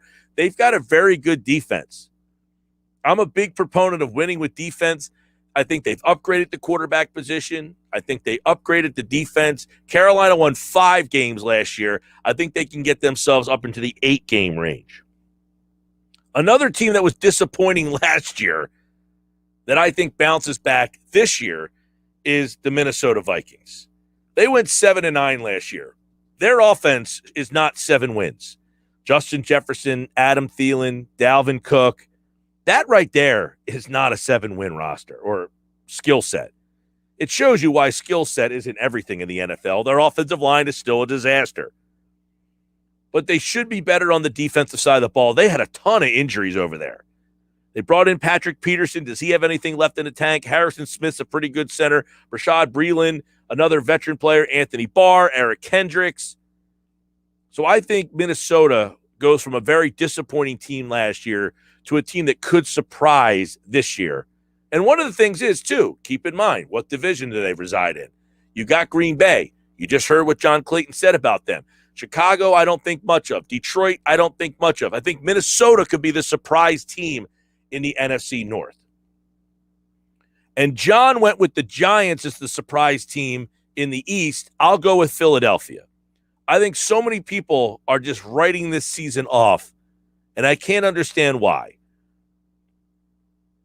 I think we're just looking at the 4-11-1 and just saying that's gospel. This team's not good. Their roster's not good. I'm taking it a little further. Look what I just talked about with all these teams. One thing I didn't talk about with a lot of these teams is offensive line. Philadelphia has it. Most teams don't. Mailata, Seumalo, Kelsey, Brooks, Johnson, excellent. Maybe the best offensive line in football. Miles Sanders, exciting. Devonta Smith, I'm excited. Jalen Reagor, ditto. Quez Watkins, show me something. 2 tight ends, Dallas Goedert, Zach Ertz, everybody in the league will take them. That offensive there should be able to hold their own. Brandon Graham, Javon Hargrave, Fletcher Cox, Derek Barnett, Josh Sweat, Ryan Kerrigan. Not too bad to start your defense with that group of guys. Singleton and Wilson, nondescript. What can you give me at linebacker? Slay and Nelson, now I can compete. McLeod needs to be healthy. I think the Eagles are the surprise in the East. They go from 4 to possibly around 9 to 10. Ceiling, I said, 10. Not a gimme. But that offensive line and that defensive front is why I think they might be the most surprising team out of all the teams in the NFL this season. 609-403-0973. What are you optimistic about? Phil says, Mike, I'm optimistic about the development of players. Doug relied on older players as discussed, and his staff didn't develop and scheme around player strengths. Chip didn't waver from his scheme regardless of his players' inability to execute. I'm excited about this coaching staff on both sides of the ball, both teaching players and game planning to the individual player's strength. That's from Phil D. Phil, there's a lot of good that you wrote in there, and I agree. I thought Doug did a poor job developing. We'll see how this staff develops, and it's one of the big reasons why I'm also excited. Back with Football at 4 and Adam Kaplan next.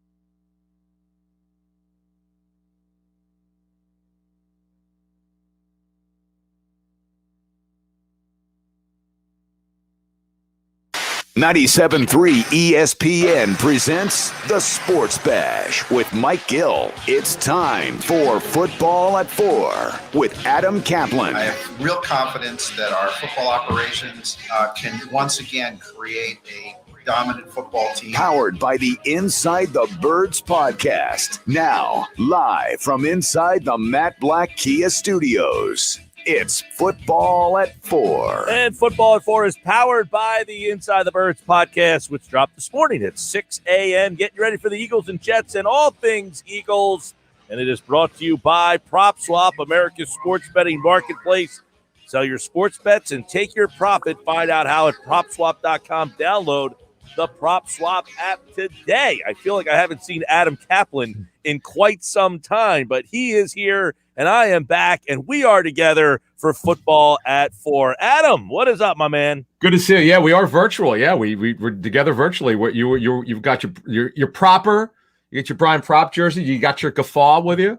I am back in the studio. It feels like, and I'm off I'm off tomorrow and then next week. So I won't see you. All right. Well, we'll see you for week 1. But yes. Glad to be here with you. Yeah, I was at the Eagles joint practices. We could obviously get into that for 2 days, and yeah, I've been on the road for 3 weeks. So. Some of the times when you and I were together weeks ago, I was actually in another part of the country, so it's good to be back in my little studio here. Yeah, man. So you were at the joint practices. Let's get a couple reviews and some thoughts on what we saw. Let's start on the offensive side of the ball. And, of course, everybody wants to know, Jalen Hurts, did he steal the show? Did he show you something in there that has you intrigued? He did. Look, it's never perfect at quarterback. It doesn't matter who it is. You're not going to play perfect football. The thing that I like that has certainly been noticeable last year at this time, because he had no offseason and no preseason, though he's not getting much of a preseason this year, but nevertheless, not having an offseason in May and June, I think really hurt his progress. And plus, their thought process was never that he'd be in this position to be starting. Let's not forget, this time last year, Carson Wentz was not only the starter. A year before that, they extended his contract for $32 million a year, and here we are 2 years later. He's no longer on the football team, and now Jalen Hurts is the starter. So, but Hurts did some good things. The thing that I like is, Mike, that he's not trying to run all the time. When I say all the time, what would happen is last year's training camp, because he just wasn't there on the offense. If the pocket were to break down, he wouldn't stand there and throw it. He would just run. Or if he didn't like his read after 1.5 progression, he'd go. Not so much this season. Will he run occasionally? Yes. And does he move sometimes when he shouldn't? Yes. But he's more willing to let the play develop. Now, what you saw, and if you were doing stats, you might say he was pretty accurate. But here's the problem. Some of those stats don't mean anything because he would have been sacked at it in a real game. You cannot touch the quarterback in the scrimmage, in these joint practices. So what happens is, I'll give you an example, right? So Fletcher Cox in the Tuesday practice picks up one of their linemen and tosses him. He gets to Zach Wilson. That's a sack in a practice. If you get close to the quarterback, like when it's clear it's a sack, the play definitely will stop. Well, in these practices, they really weren't stopping them. So that would have been a sack in a real game. So that play never would have counted. But what happened was Wilson scrambled, rolled to his right, and threw it for a completion. Well, the fans went crazy. What a great play. But folks, had that been a real game, he would have been sacked. But same thing here. Sometimes with Hurts, clearly, sometimes that would not have been a completion. He would have been sacked. So if you're scoring at home, you might have made that completion when it clearly was not. He was sacked. So he's got to get rid of the ball faster sometimes. That's the one issue which happened throughout training camp that I've been aware of. All right, well, his weapons. Let's take a look at what's going on in that wide receiver room, because it's intriguing. Because Quez Watkins, yesterday, Adam, I guess it was yesterday, that Nick Sirianni, when he was asked about the tackle situation, he is saying, well, we haven't decided on that. But then he was asked about it later on, and he said, well, you see who's out there with the ones. Exactly. There's, but who's been out there with the ones is Quez Watkins. So are we becoming more and more in tune with he's going to be the guy who's in the slot? Yeah, well, I would say this. I just would be careful on saying anything's written in stone, particularly at the receiver position. The only thing we absolutely know by fact is Devontae Smith will be a starter. He's going to play the most snaps, if healthy, of all the receivers, most likely. After that, it's going to be a combination of Jalen Reagor, Quez Watkins, Greg Ward, and probably Travis Fulgham. When I say probably, I do believe he'll make the roster. I know there's a lot of speculation. He was terrific, I'm told, by multiple people. I saw it for myself, but I want to make sure I was right, and I was right. He was great in Tuesday's practice, no matter what you read out there, which is not true. He absolutely was good on Tuesday. Wednesday, I would say nondescript. I didn't think he stood out as much as he did Tuesday, where he made circus catches. He played with a lot of energy and passion, which unfortunately has not always been the case, Mike, is why he gets criticized and why he more or less got demoted. Watkins is over him right now. By the way, it doesn't mean it can't change. Quez Watkins has had, last year he only had 10 catches. He had maturity issues. We've outlined this. Really, him and John Hightower since, last November on Inside the Birds, really exclusively. We're the first people to report it. Now, Watkins, has a light went on in this training camp? Yes. On the field, no question. But he's just got to do it every day. And the thing about Quez Watkins is he flashes every practice. But we have to see, and I've said this often, training camp in the preseason is AAA baseball. The major leagues is when the lights go on in the regular season. I've been fooled before by Nay Brown, Hank Baskett. I'll raise my hand. I got completely fooled by the guy. He was Mr. Training Camp. He was incredible. Once we got to the regular season, he mostly disappeared. But we know this about Quez Watkins. He's explosive. Can he put it all together, whether he's playing inside or outside? That remains to be seen. Yeah, I know Watkins is interesting. And then Sirianni said yesterday, the interesting part about it is because he goes on, and he said this before, but he said, I don't label a guy X, Z, Y. True. So they move these guys all over the place, which means the Fulghams of the world and Greg Ward, they all might have roles. Jeff explained on Wednesday that when you're in the middle of the field, the hash marks, you might need a speed guy. But when you get inside that 20, the speed guy might come off the field and Ward comes on the field. Yeah, Ward got some screens. You're doing practice. Devontae Smith was also in the red zone area. It's not like he can't do it. He was unreal in one-on-ones. I'm getting sort of like all this feedback from people think I'm out of my mind with the Allen Iverson comparison. Well, the crossover. Yeah. Smith had this one move. It's actually on Twitter. You could see it. Some fan put it on Twitter. I guess he was at the practice. Yeah, fans were allowed in at this. There were Eagle fans there and Jet fans. But in one-on-ones, he had this guy, this poor cornerback. He had no idea what to do. He shook him. He made him go left, and Smith went right, and the guy fell. It was just incredible. His releases off the line are the best that I've seen in years. I'm talking maybe even since Terrell Owens. Just really remarkable how talented this kid is, and it's just the beginning. Yeah, I think we're all excited about, keep in mind, it's a very young group. So Yep. You've got Smith, a rookie, and you've got Rieger, a second-year player. You got Watkins, a second-year player. There's really no veteran in this group. Ward would be the veteran of this group. So is that something that you think they're going to look at? Are they going to go in with this young group? It's funny. Moshe and I have said for months that they need a veteran receiver. They really do. There's no question. And they don't need a guy to play like 40 snaps, 50 snaps.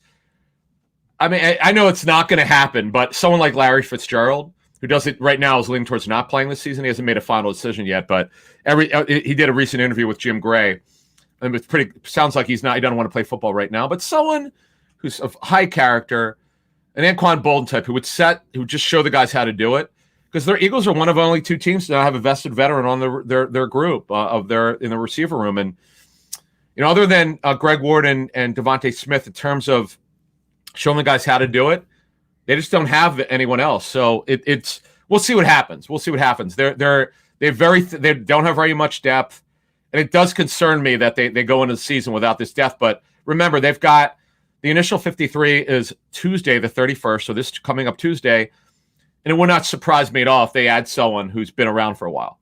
All right. The other area that is interesting is the running back room, and that is Kenny Gainwell, who was the draft pick this year. But you got Boston Scott, you got Jordan Howard. Yeah. Obviously, Kerryon Johnson's no longer here, but that room behind Miles Sanders, I think, is going to be very intriguing how Nick Sirianni used him. He was asked if he likes to use like a kind of a workhorse back, and it didn't sound like he was gun-ho about that. He just said, hey, if he needs a break, we got other guys. So how do they use those other guys? Yeah, there's going to be a rotation. Sanders, we know, is the unquestioned first and second down back. That has never been in question really since they drafted him. Last year, the issue with him was, and part of the reason, we could blame coaches all we want, but Sanders has got to take some responsibility for the drops. It's really odd how he'll make the spectacular catch on a tougher route, but yet on a screen he drops it. On an easier, which should be easier, not it's never easy, but easier catch, he drops it. But Kenny Gainwell, I may wind up being wrong about this, but I think he'll have in the 40 to 45 plus catch range, 40 to 45 ish. I think he'll average 2.5 to 3 catches a game on a 17-game season. That's based on him playing every game. Now, who knows if he'll play every game if he has an injury or not, but there's just something about him. He catches everything. He's so smooth.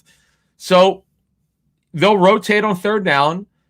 It'll be some Sanders. It'll be some Boston Scott who's had a good camp. Some of Gainwell. And by the way, I do firmly believe they'll keep 4 backs. The one interesting guy, as you mentioned, is Gainwell. But Scott, is Gainwell and Scott, are they kind of, and Huntley, I guess, is in the mix, or is he kind of, because he's a return guy? Yeah, I'd be shocked if Huntley made it. I mean, first of all, punt return wise, Jalen Reagor better be on punt returns, because he was spectacular at TCU. He was special.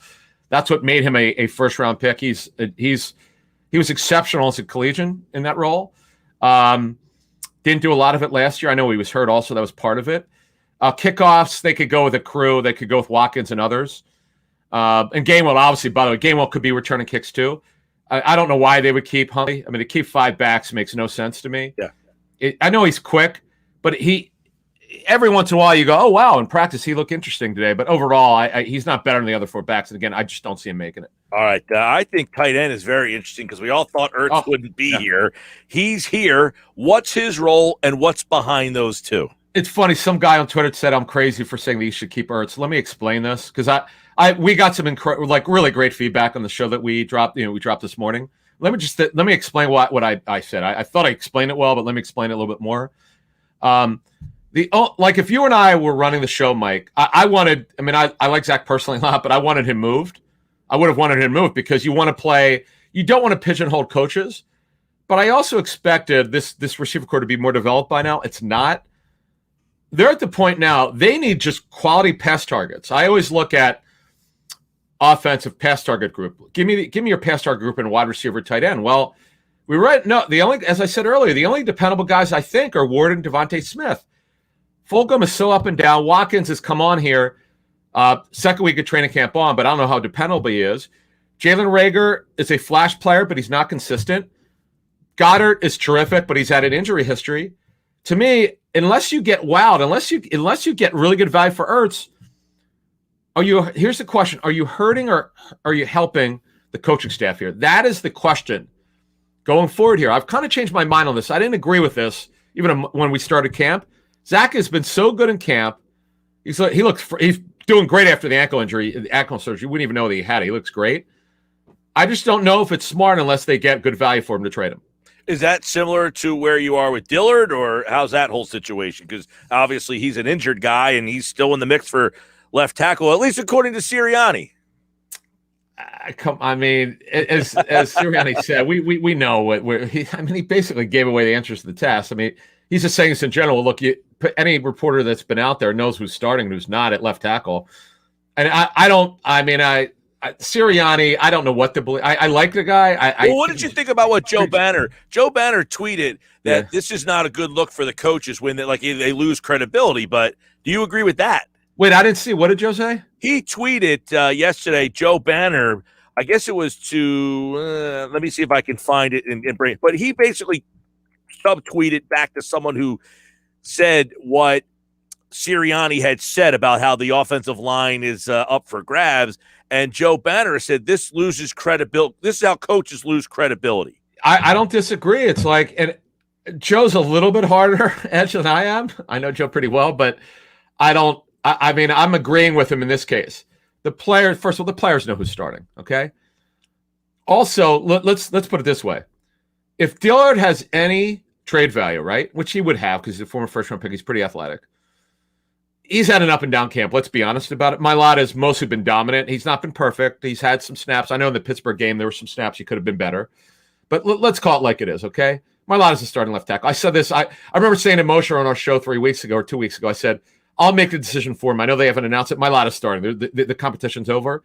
It was over weeks ago. So Sirianni can say what he wants, but we know that if there's any trade to be made here, saying that Dillard's already lost a job doesn't help. Right, so there it is. Elliot Shore Parks tweeted. Nick Sirianni says left tackle position isn't decided between Mailata and Dillard.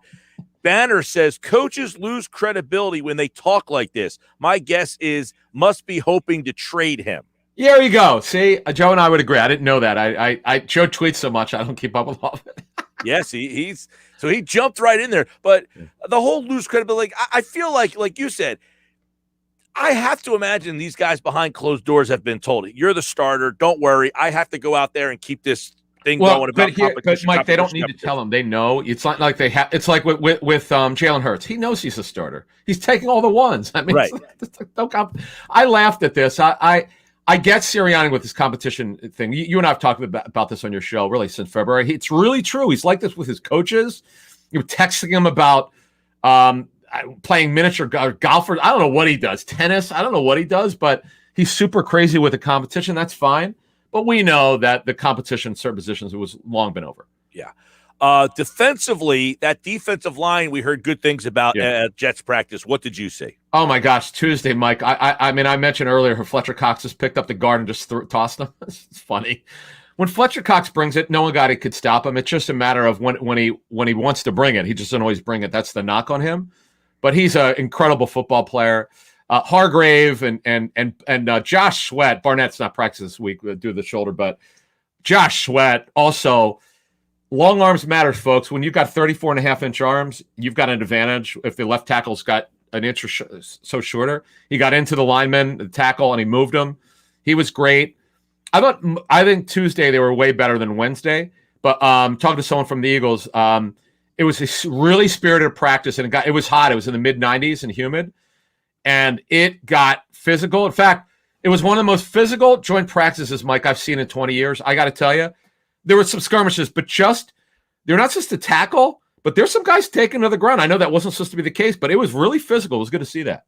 I like the fact now we can talk about this real quick we've hit on this a lot this week, the difference between these joint practices and the preseason games. It seems that the coaches are valuing these joint practices more. And Sirianni said, although I don't think it applied to everybody because not everyone's playing that many games, but I think he said if you look at all the joint practices, we're actually having 7 games over, 3 weeks.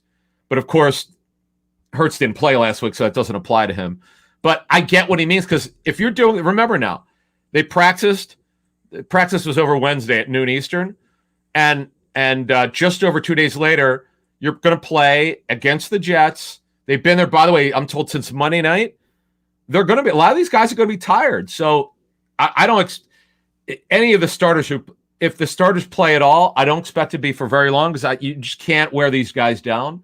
It'll be fascinating to see, though. One thing before we get out of here, folks, when you watch tomorrow night, the guys to watch, because these guys are fighting for roster spots. Tui Pelotu, the D tackle, Teron Jackson, number 75, Raekwon Williams, number 61, Elijah Riley, a safety. More about him when we put our 53-man roster. We're going to drop Monday morning. Elijah Riley, number 39, Graylin Arnold, number 37. Some of these backup linemen, Suapeta, 78. LaRaven Clark. Now, I would think he would make it. They gave him a little bit of money, guaranteed money, but I don't know that he plays, but he did work this week in team drills. That was a little bit of a surprise to me. He was dressed. But some of these lower-end guys, these are the guys that the scouts want to see and the personnel people on tape after Friday's game. Last one. Anthony Harris is joining me at 5 tonight. Nice. He was a free agent signing. Yeah. What has he kind of added to the defense so far? Great. It's funny you mentioned him because we've barely talked about him because he's been so good, we're told. It's really shame on us for not talking about him and Eric Wilson, but really Anthony Harris, leader, knows the defense cold, high character guy. He's going to be really good in this game. He's played it. He's dominated in it. This is a pretty good signing, and they got a good deal with him. So he's done a good job. We haven't heard a lot about the safeties because of Wallace's injury, and they just don't have a lot of guys you could count on. And Roddy McLeod obviously hasn't practiced yet. We don't know when he's going to be ready. But absolutely, Harris has stood out. He's Adam Kaplan. This is Football at 4, the Inside the Birds podcast. It is dropped right now. Check it out, Inside the Birds, wherever you get your podcasts, Apple Podcasts, Google Play, and the whole 9 yards. Adam Kaplan, Jeff Mosher, they are part of Football at 4. Adam, I will see you soon, my friend. Sounds good, guys. All right, Adam Kaplan here on Football at 4 on the Sports Bash Live on 97.3 ESPN. Football at 4 brought to you by PropSwap, America's sports betting marketplace. Sell your sports bets, take your profit. Find out how at PropSwap.com or download the PropSwap app today.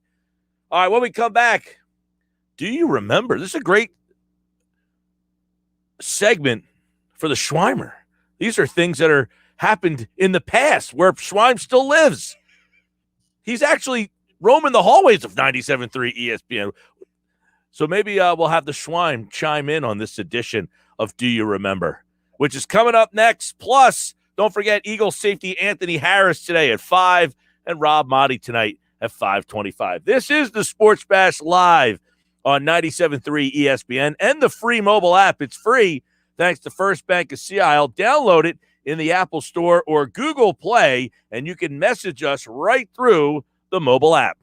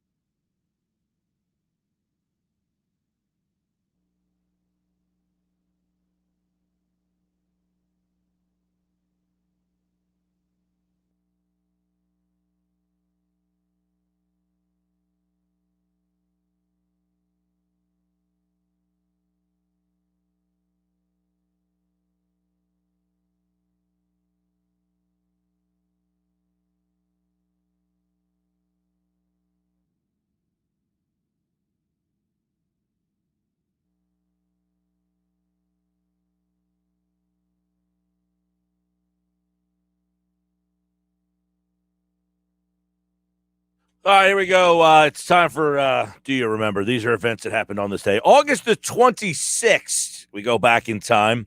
Billy Schwein from the locker room is just happened to be walking through the hallways. Schweimer. Howdy, Mike. Howdy. That's Howdy. a good word for you. You don't hear that one too often. Congratulations on your big win. Very Thank impressive. you. That's very nice of you. And I feel like we were part of it. We came over to the fundraiser. Yeah. We had Colin Thompson on. He won the most outstanding player Nice. at the tournament. He was also named to the all-tournament team. He was also named the most outstanding player of the whole tournament. That's How because we about had him that? in the locker room, right, That's Josh? right. Well, I picked him. I know you did. That was the person I picked. But he was psyched. He was pumped up and ready to go. When they We talked to him. announced his name, I think it was a little bit of a shock to everybody. Not that he didn't. I mean, he played. I think he hit about 600 or somewhere in that range. He almost won the batting title. He missed that by one hit. Wow. They give out a series of awards, and the kids get, if you make the all-tournament team, you get a bat that's about this big, the amount, and if you make the all-defensive team, you get a gold glove. Nice. One of our players won gold glove. Nice. And two of our players made the all-tournament team, and he won the most outstanding player. Something the kids will never forget, Mike. Bill, You'll never forget. I still haven't, it still hasn't set in. I am telling you, it is surreal. Yeah.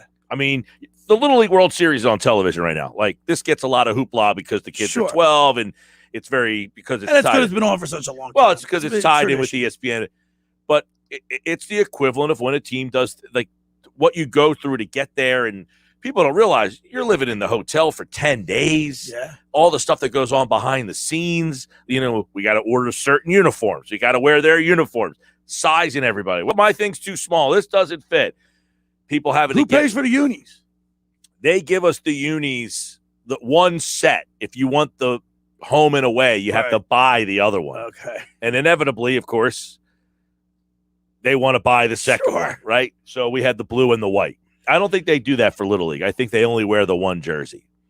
Look, we made it to the regions back when I was in 14 and 15 in Babe Ruth. And that took until the middle of July. Oh, we were in Altoona for a week. Yeah. So, I mean, I think we lost the Bay Shores. I remember the kid we lost 1-0 in the elimination game. I remember saying we didn't make like a quarter as far as you did. And I still remember it. Well, it's funny. Kid was throwing like 70, 80 miles an hour, 90 miles an hour. Yeah, well, we're playing, and we get to the knockout round, and the two teams we get inevitably have to play, or the two teams that beat us in pool play. Jeez. So it was. So to come back and beat them, we went 2-2 in pool play. That's great. So we got in as the number 3 seed, and the way they do it is there's an A pool and the B pool. The top 3 in both pools advance. The number 2 seed from the A pool plays the number 3 seed from the B pool. So we were 3. We played Hawaii. Wow. Now Hawaii travels 5,000 miles. Wow. They're in our hotel with us. There was 3 teams in my hotel. And of course, the Hawaiian team and I, we're in the same hotel. So I'm talking to their coach like every single day. They were in a different pool for 4 games, so we never played them. So we're talking about, oh, wouldn't you know, we meet up in this thing. It was a good game. We won 4-2. And we had a local kid from Upper Township, kid named Dylan Singleton. Okay. Big kid, left-hander, pitched his ass off. And we win that game against Hawaii 4-2.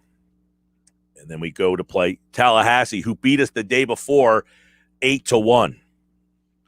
We beat them 9-1 the very next day. You know, in fairly low-scoring games, 4-2. I mean, the first game we lost. Like the Phillies making all those errors in one game. The first game we lost 3-1. It was 1-0 in the 7th. Really? 1-0 in the 7th. Our pitcher hit the pitch count, so we had to pull him. And when we pulled him out of the game, you know, we made a couple of errors. You look at this Little League game that you have over the students 11-3. These games generally are. Well, the championship game, we had lost to the team 3-1 in the first game of the whole tournament. We were the first game. We played them in the championship game. It was 10-7 because both teams, we were kind of down to out of pitching because we were playing all those games to get there. They had to go through their number 1, 2, and 3 just to make it to the final. So did you miss Josh? Of course. I missed everybody. Except for me.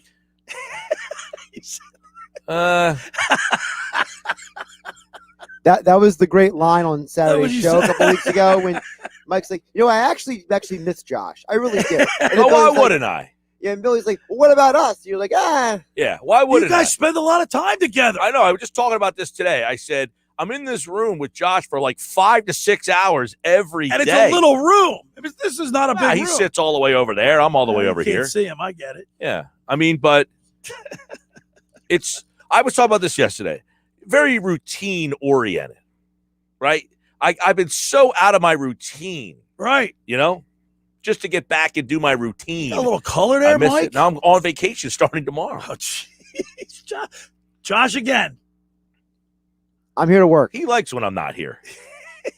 Don't let him sell you short. I He know. likes when I'm like, I'll tell. He had to pull 7. Oh, by the way, he had to come in on Sunday. I heard. No, I told him not to come in on Saturday. He didn't listen to me. Well, I'm not coming in this Saturday. All right. There you go.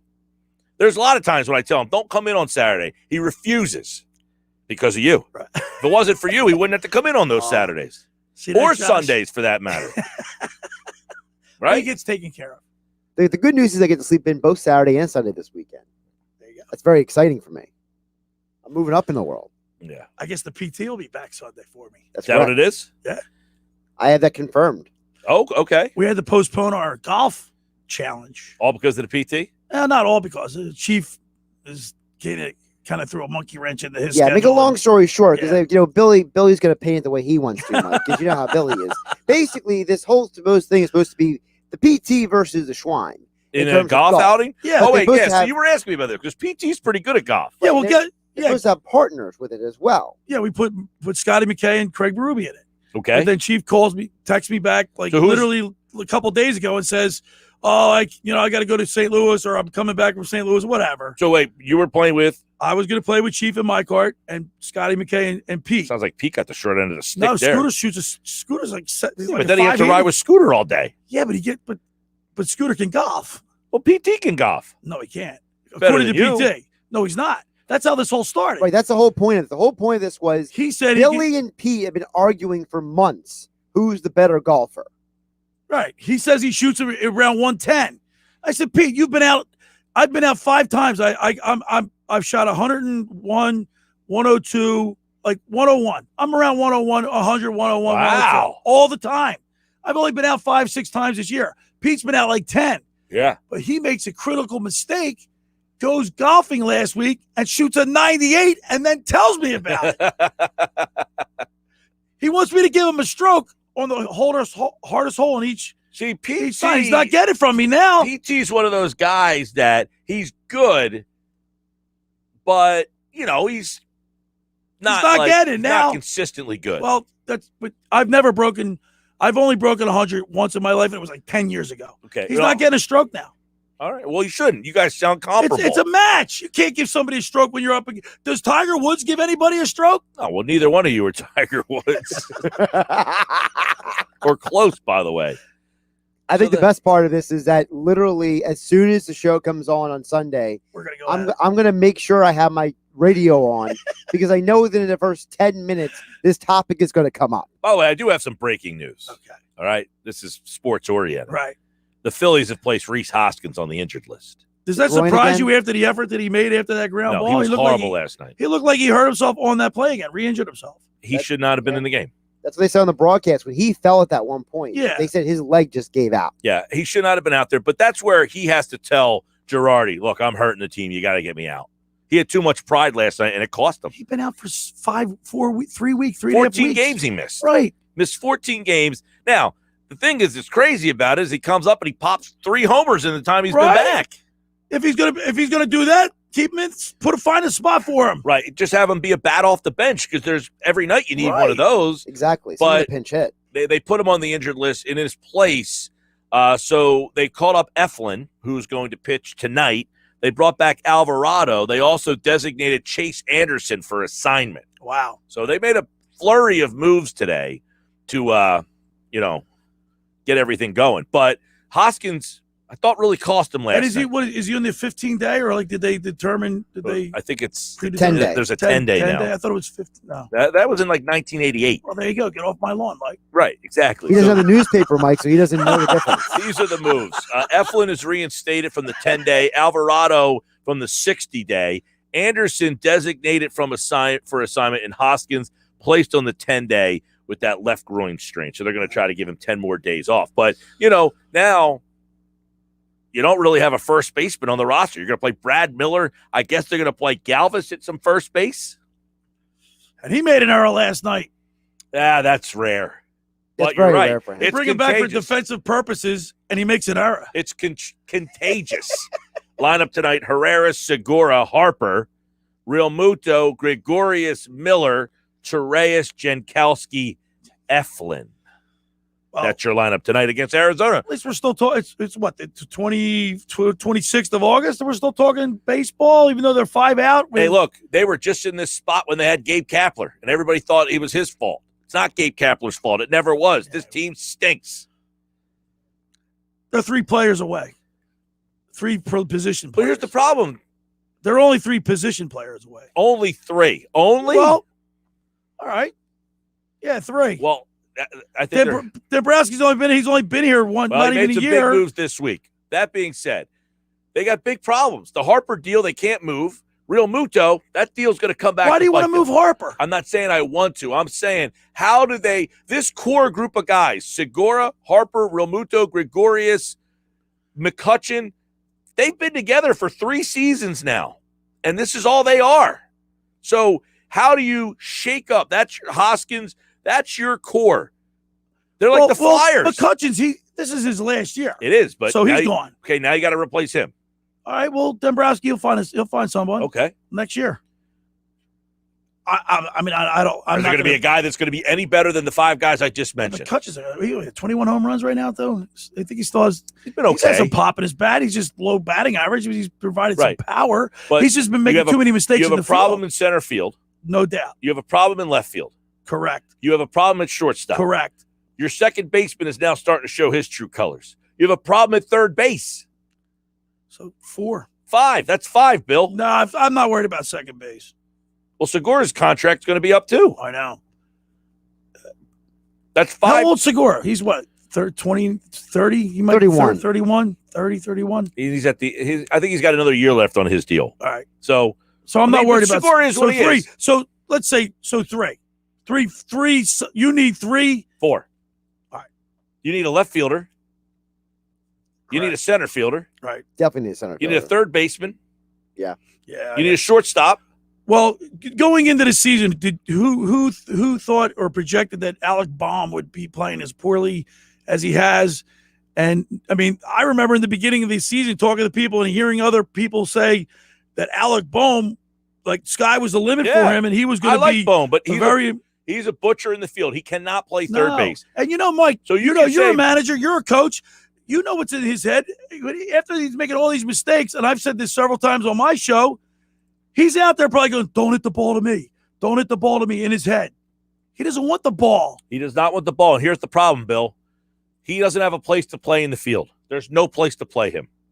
There's not a spot in the field to play him. You can't play first. He's a butcher over there. You could try him in left, but now you're going to have a weak left fielder who, quite frankly, Bohm has been extremely disappointing with the bat. Last year he hit 340 or something like that with 4 home runs in 44 games. He only has 7 home runs this year. Now, by the way, I didn't get a chance to hear you. Are you critical of Girardi for leaving in? No. I'm not either. No, because I've been critical of him for taking those guys out and turning it over to his horrible bullpen. So I go with my best. In that spot, I go with my best guy. By the way, they should never have been in that spot. Well, he could have taken him out after the double. Yeah. And still, Yeah, but I'm okay with him starting the inning. Yeah, me too. Yeah. But typically, I think Girardi has pulled those guys and gone to his bullpen too early too many times. Correct. Agreed. And that bit them. And now this time, he stayed with them. My bigger problem was they should never have been in that spot if Hoskins wasn't playing first base last night. He was so bad last night. And By the way, my philosophy. When I want the Phillies to win, I bet the other team. I took the Rays last. Mike, I need your opinion on this. I have argued with Bill about this multiple $50 I times. won. Billy has this theory that if he bets against I'm the a mush. Phillies, they win. And I told Billy all the time, well, why don't you make 2 bets? Why don't you bet on and against the Phillies? That might not work. you got to find the middle, right? Is that what you're talking Right, about? but you basically lose money because you think the Phillies are going to win. Mike, my philosophy is I'm such a bad bettor, I can't even pick my nose. That if I take whoever I pick, ultimately I lose, right? So what do I do? I'm willing to lose my money, my hard-earned money, for your team to win. For my team to win. That's an admirable trait. I'm willing That's insane. I don't bet a lot of money, but last night I put $30 on it. By the way, this just came in. Zach Eflin has been scratched. Oh, jeez. And Matt Moore will start. Oh, my goodness. Here, let me fire my bet in How right now. about that? Are you serious? So you activate the guy from the injured list, and he's in the actual lineup. He's in the lineup, and now you have to pull him, and he is out of the lineup. Wow. That's horrible. Crazy. Bill, it's all your fault. All right, so what's the segment we got to remember? Too late. We can't do that? Well, it's too late. The time's passed. We got to go to break, Man, Bill. come on. By the way, locker room Joe where we keep Girardi talking. says it is possible that Hoskins will not play again this year. Give me one something. Give me one event that happened on this date real quick.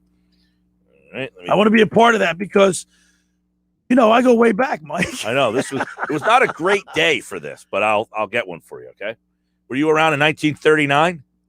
No, I was not. Well, on this day, the first ever Major League Baseball game was broadcast on TV. Brooklyn played the Reds in 1939. I didn't have TV in 39. 1973, Bang the Drum Slowly was released in movie theaters. The baseball drama starred Robert De Niro as a player with a terminal illness. Is considered to be by movie critics one of the best baseball movies and sports movies I've ever never made. even seen the movie. Are you kidding? Bang the Drum? Bang the Drum Slowly. I've never seen it. Wow, it's considered one of the best sports movies of all time. Let me ask you a question. Wow. Are you familiar with Tom Sizemore? The baseball player? No, the actor who played Pete Rose. Oh, yeah. Okay, your answer told me all I needed to know. Yeah, that answered everything you need to know. Oh, wait, on this day, Sizemore. 1991, Red Sox pitcher Brett Saberhagen threw a no-hitter on this day in 1991. I thought he was a Royal. Of course he was a Royal. He was a Royal and a Red Sox. Mark Gubazov. Mark Gubazov. Yeah, Dave Cohn, Brett Saberhagen. Remember that crew? Wow. Yeah, I do. Brett Saberhagen. I think he went to the Mets. He did go to the Mets. He played the Red Sox at one point, too. I don't remember as a Red Sox. I remember as a Met and a Royal. It's called baseball cards, Bill. You get enough baseball cards, you realize how many teams players played for. Are you supposed I put them on the spokes of my bike. Were you a card collector? No, I was not. Really? I had cards. But you weren't a card collector? No. All right. Not really. We had them. We spent our days in the card store all day. No, I was You'd sit there and just watch people. Not a card guy. You just watch. I would get the bubble gum, the cards. I'd look at them. I'd see their stats, and I'd put them on my bike. This day in 1971, Bobby Orr signs a 5-year deal with the Bruins worth $1 million. He's the first $1 million contract in NHL history. Yeah, not a lot of major stuff happened. No, not on this day. Not on this day. Nope. Eddie Murray on this day, 1985. Do you remember this? Knocked in 9 RBI in one game. What year was this? 1985. So is this when you saw in the Orioles? Yes. Okay. 9 ribbies in one day. About that. It's pretty amazing. Mike, you want to see Jalen Hurts play tomorrow night? Not at all. Don't care. Are you serious? I don't need. You think these practices are all they need? Yeah. Any game situation, Mike. You have to have. They are playing game situations. It's not the real thing. It's not. Well, neither are the preseason games. Yeah, they are. No, they're not. You line up. You go just like you do in practice. practice. In practice, it's different. You're not. It's not a game situation. They get to run it back a few times. It's not the same thing. They're going against different guys, but it's in a practice environment, not in a game situation. They need game situation. They need to put their unis on. Nobody agrees with you. That's completely false. I can produce 15 former players and coaches, ex-coaches that believe the same way I believe, Mike. None of those players and coaches went through the joint practices. Mike, you just said that nobody agrees with me. That's yeah, flat but I'm out saying, wrong. like, I can produce. I'm talking about players. the coaches now. I don't care about the coaches now. I think, in my opinion, these players need game time. They need to have go through the real walkthrough of a game. They have to put the unis on. They have to go. They wear unis at practice. Believe it or not, they have uniforms on at practice. quarterbacks still have red shirts on. And Not stuff. not according to Adam Kaplan, who you just heard earlier today. I missed that. I was in a meeting. Well, he said the joint practices, they have game situations, and the number ones play in those practices a majority of the time. Yeah, it's different than for me. Well, in a like I said, the people that I've game, talked to. here's why they're So different. you'd be happy eliminating the whole preseason. You don't think it's. I don't know. It's because they don't use it anymore. It's not that if they used it, then no, I don't want them to get rid of it. But they're not using it at all. So why would I want to see they're not using it? Here's what the difference is. And this is what was explained to us by Adam and John Clayton. Right. In a preseason game, the coaches don't want to show or do anything because those games are Vanilla. on tape. Right. In the practices, no one's watching you. There's no film on them. So you can run your stuff. They don't run film in practice? Not to give to other teams. No other Well, if you're in team. the Jets facility and they're running a camera, they're going to have everything that's taking place on the field. They don't, but they're not playing against the Jets in the regular season. Oh, I see what you're saying. So you're saying they don't share that type. Correct. The that Jets aren't video taking right. the tape and saying, "Hey, here's what Here the Falcons. Look at what the Eagles did exactly on week one." So they're saying in these joint practices, they're actually using stuff that they would use in a real game. In an exhibition game, they would not because those games are for everybody to see. I understand what you're saying, but I am, like I said, I'm old school, and I think preseason games are still valuable. They are valuable They should be, now they should, for the they should back be, end of the roster, put more guys. value into them. They don't. They're getting away from it. They It's don't want, unfortunate. It's because they don't want guys hurt. Too many guys were getting hurt, and it got to the point. People are going to get hurt when they're going to get hurt. I don't I think get that. can you prevent an injury? If you don't play, you can't get hurt. Well, if you don't play in game, There was no preseason games if somebody's last year. predetermined to get hurt, There was no preseason games last year. And I think it hurt. I hurt a lot of teams. I think it hurt a lot of teams. But in the end, the Chiefs played the Buccaneers, the two best teams. Wow, yeah. So it didn't matter. Sports Bash 97.3 ESPN.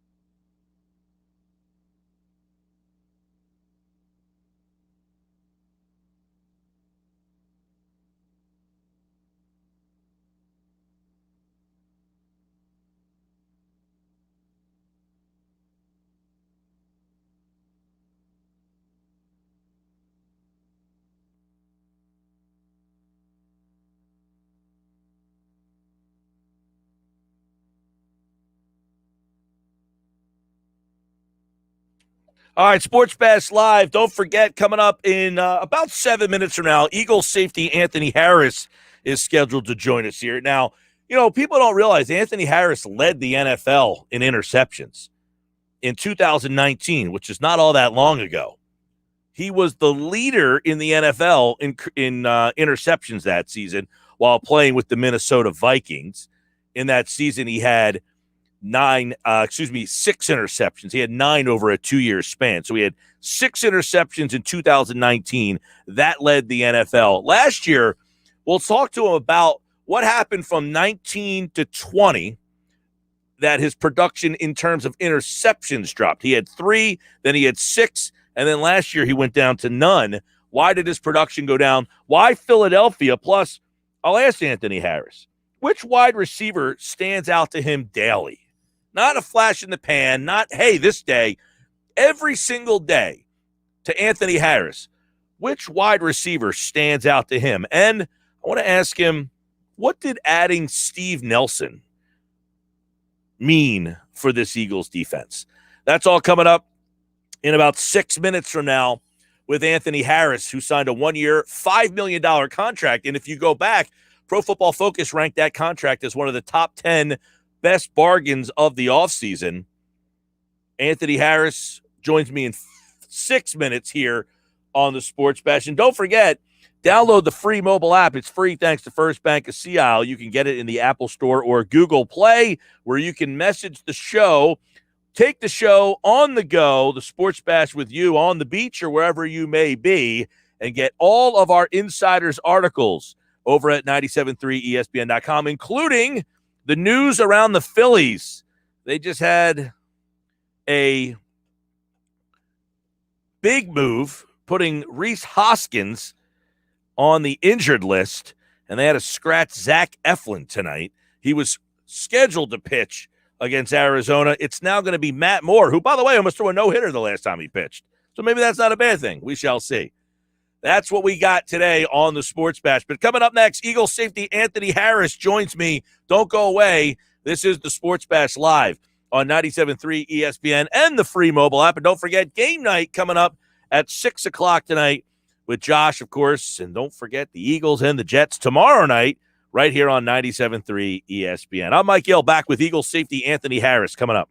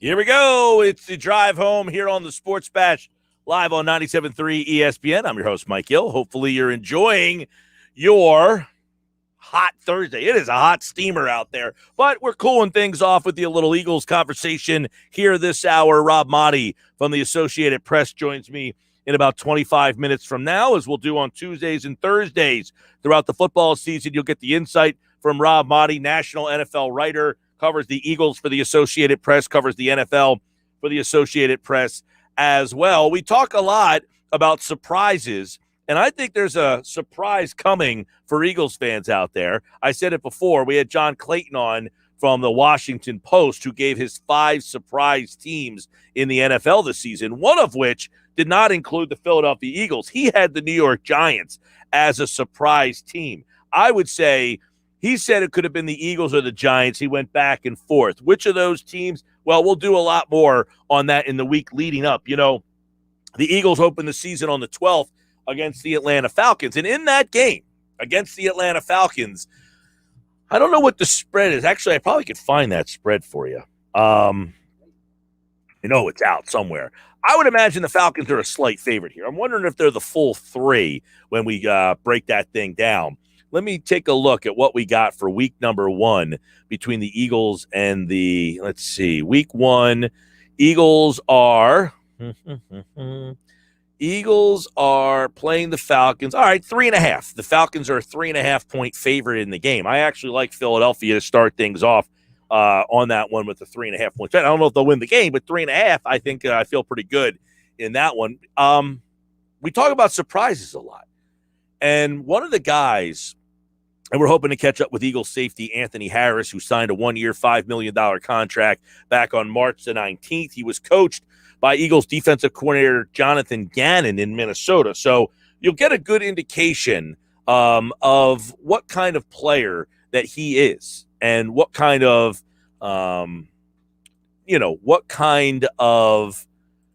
defense we can anticipate, because this is a good spot for Anthony Harris. This is the spot where a lot of people, think that Harris could come in here and give the Eagles a big, lift at that position. Last year, remember, they had the Jalen Mills, excuse me. I couldn't think of his name for it. Jalen Mills was playing the safety spot, and I thought there was a big, obviously, drop-off from having Malcolm Jenkins there. This is a completely different defense now. This is a completely different defense between what Jim Schwartz ran, the safety spot. Now you have a guy that knows the defense in Anthony Harris. He's going to come in here, and Jonathan Gannon knows his strengths.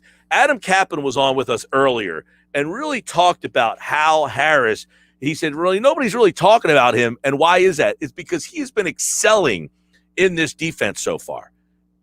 So that's something, we talked about earlier.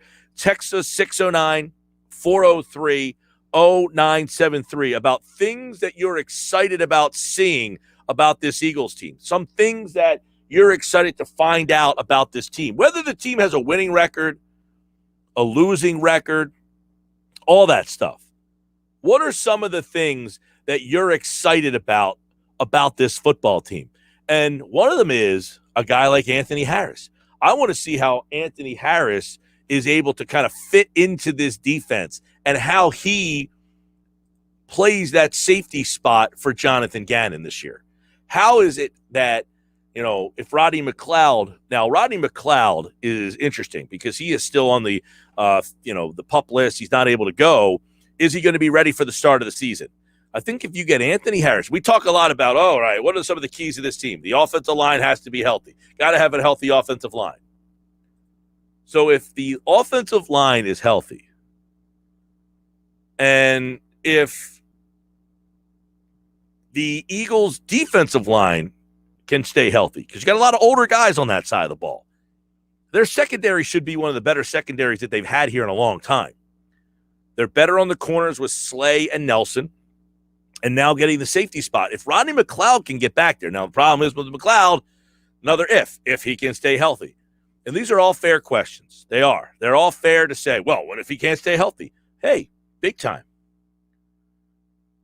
big time difference making if McLeod is not there and you have to go with Kayvon Wallace or Marcus Epps or someone to that effect. One of the big questions, too, moving forward is, I think, what is going to happen with that other linebacker spot? I think it's going to be Alex Singleton, and I think it's going to be Eric Wilson. But what's the other guy? Jannard Avery? How do they use Kerrigan? These are things I'm interested to see. So when we ask the question, what are you optimistic about? What do you want to see? We had a text message earlier that said the development of the players. There's so much there with the development of the players. So I think, all right, one of the guys who's interesting, who stands out to me, okay, we've been hearing a lot about Josh Sweat, okay? Josh Sweat is a guy that we keep hearing about. And if he translates to what we're hearing about, and by the way, Anthony Harris is going to join us in just a couple of seconds here. We just were able to connect with him. He will be joining us in just a minute or so. I mean, he's getting a couple things done at the facility, and he's going to give us a call as soon as he gets done at the facility. But that said, all right, these are the guys. We talk about the development. Josh Sweat, can he develop from a part-time player to an every down player? That, 1. 2, Jannard Avery. What do they get out of him? 3, the guys like Derek Barnett.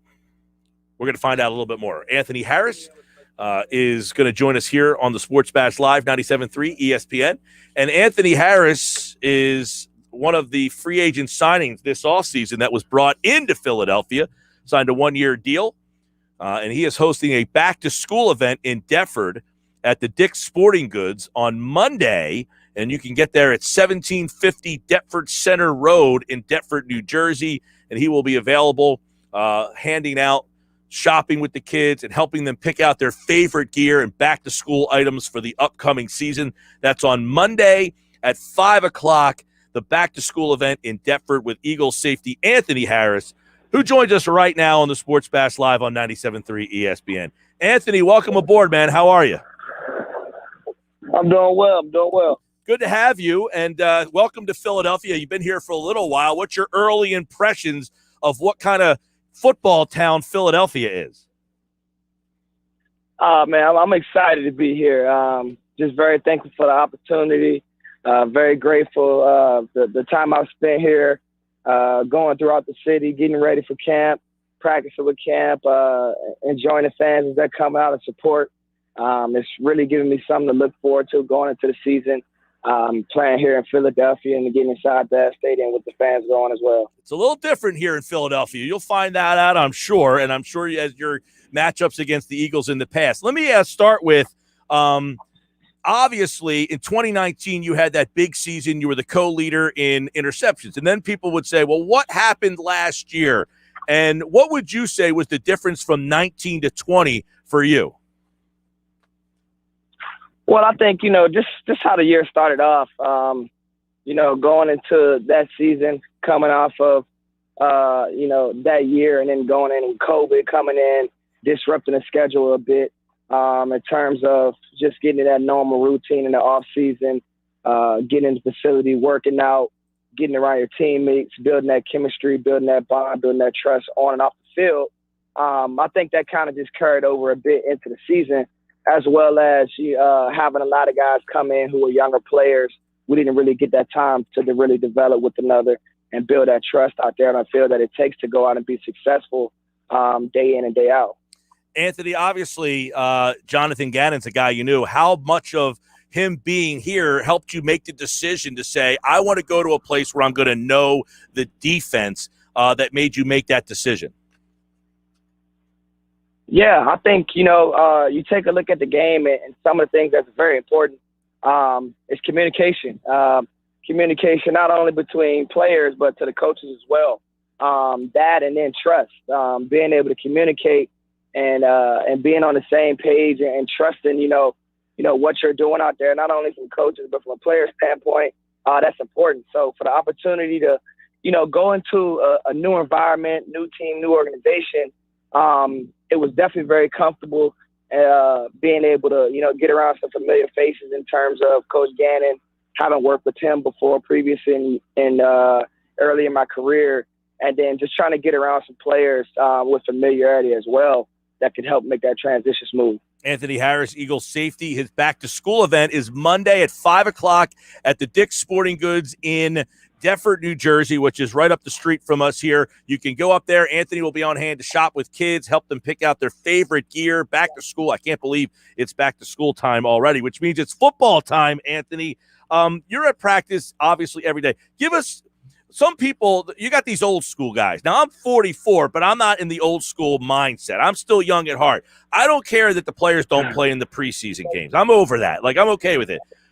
The joint practices versus preseason, what do you think about how that is all like transitioning right before your very eyes as a player? Are you guys, in your mind, getting enough out of these joint practices, or would you like to play some in these games? Yeah, I think from a player standpoint, you really want to just get in that environment where you can compete. So I think, having those joint practices is an opportunity to, get out there, compete against another team, from a system standpoint or scheme standpoint. You get to do some things in practice that you might not, do during the preseason. So that's a great experience there and a great opportunity there to really work on some of the things that, you've been working on versus your own offense or own defense, to be able to implement and do some of those things versus another opponent. So from my experience, having an opportunity to have 2 joint practices this year has been great. Facing the Patriots for 2 days, really getting after it. And then, now here up in New York going against the Jets, another great opportunity to kind of go against your opponent in 1-for-1s and good on good, and then do some things that you may not be able to do in preseason. So, in other words, to the fans, you're getting enough from these joint practices in your mind as a player. You feel that is enough to get ready for the season. Yeah, I think, at the end of the day, it's just about, building that chemistry, working on some technique things, the physicality of the game as well.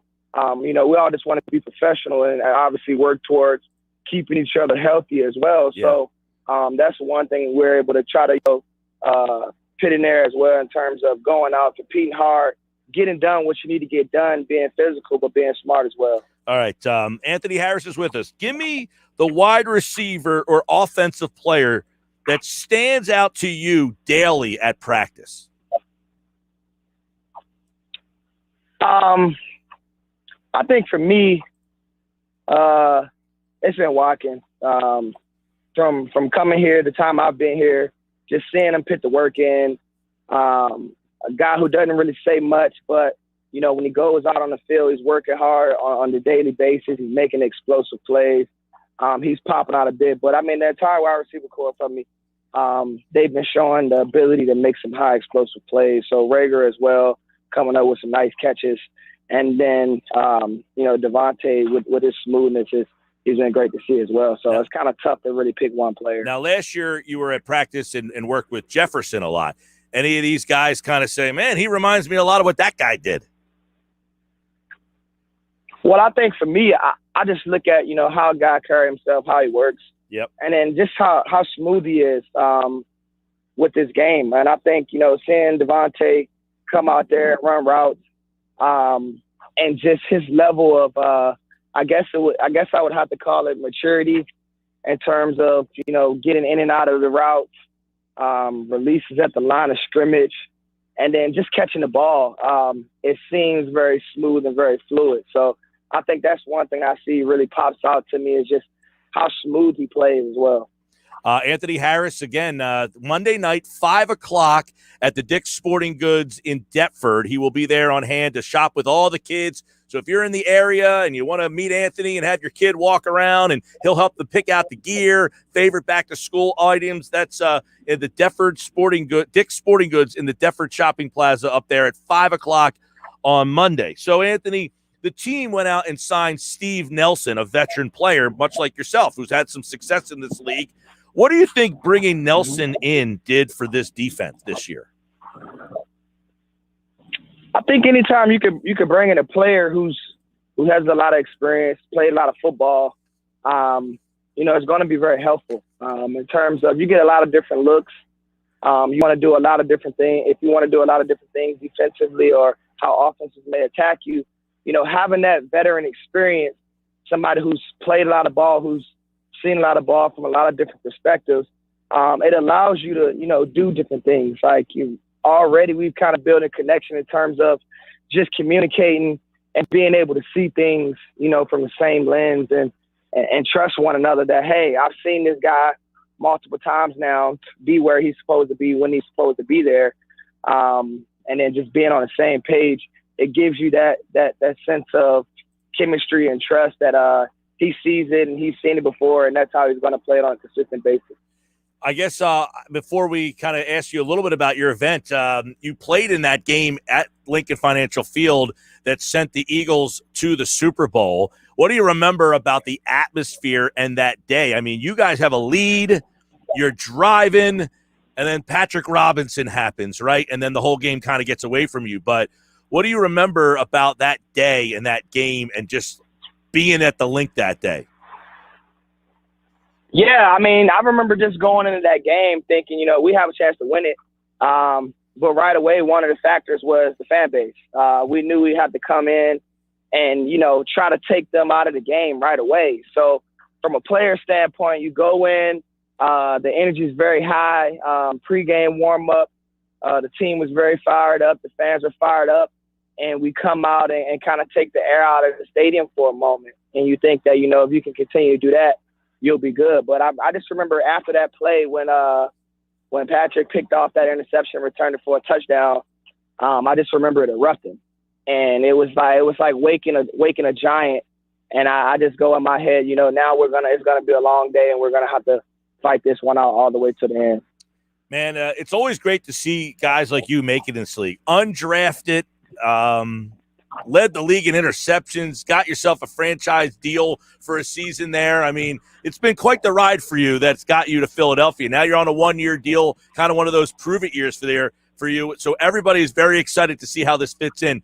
What's the vibe around this new coaching staff as a guy who has kind of, persevered in this league, going from undrafted to where you got to now where you are now? It moves very fast, but how you feeling about where you are in your tenure in Philadelphia now? And then, of course, like how you got here. Is it all kind of surreal about like where you are and how this is all setting up?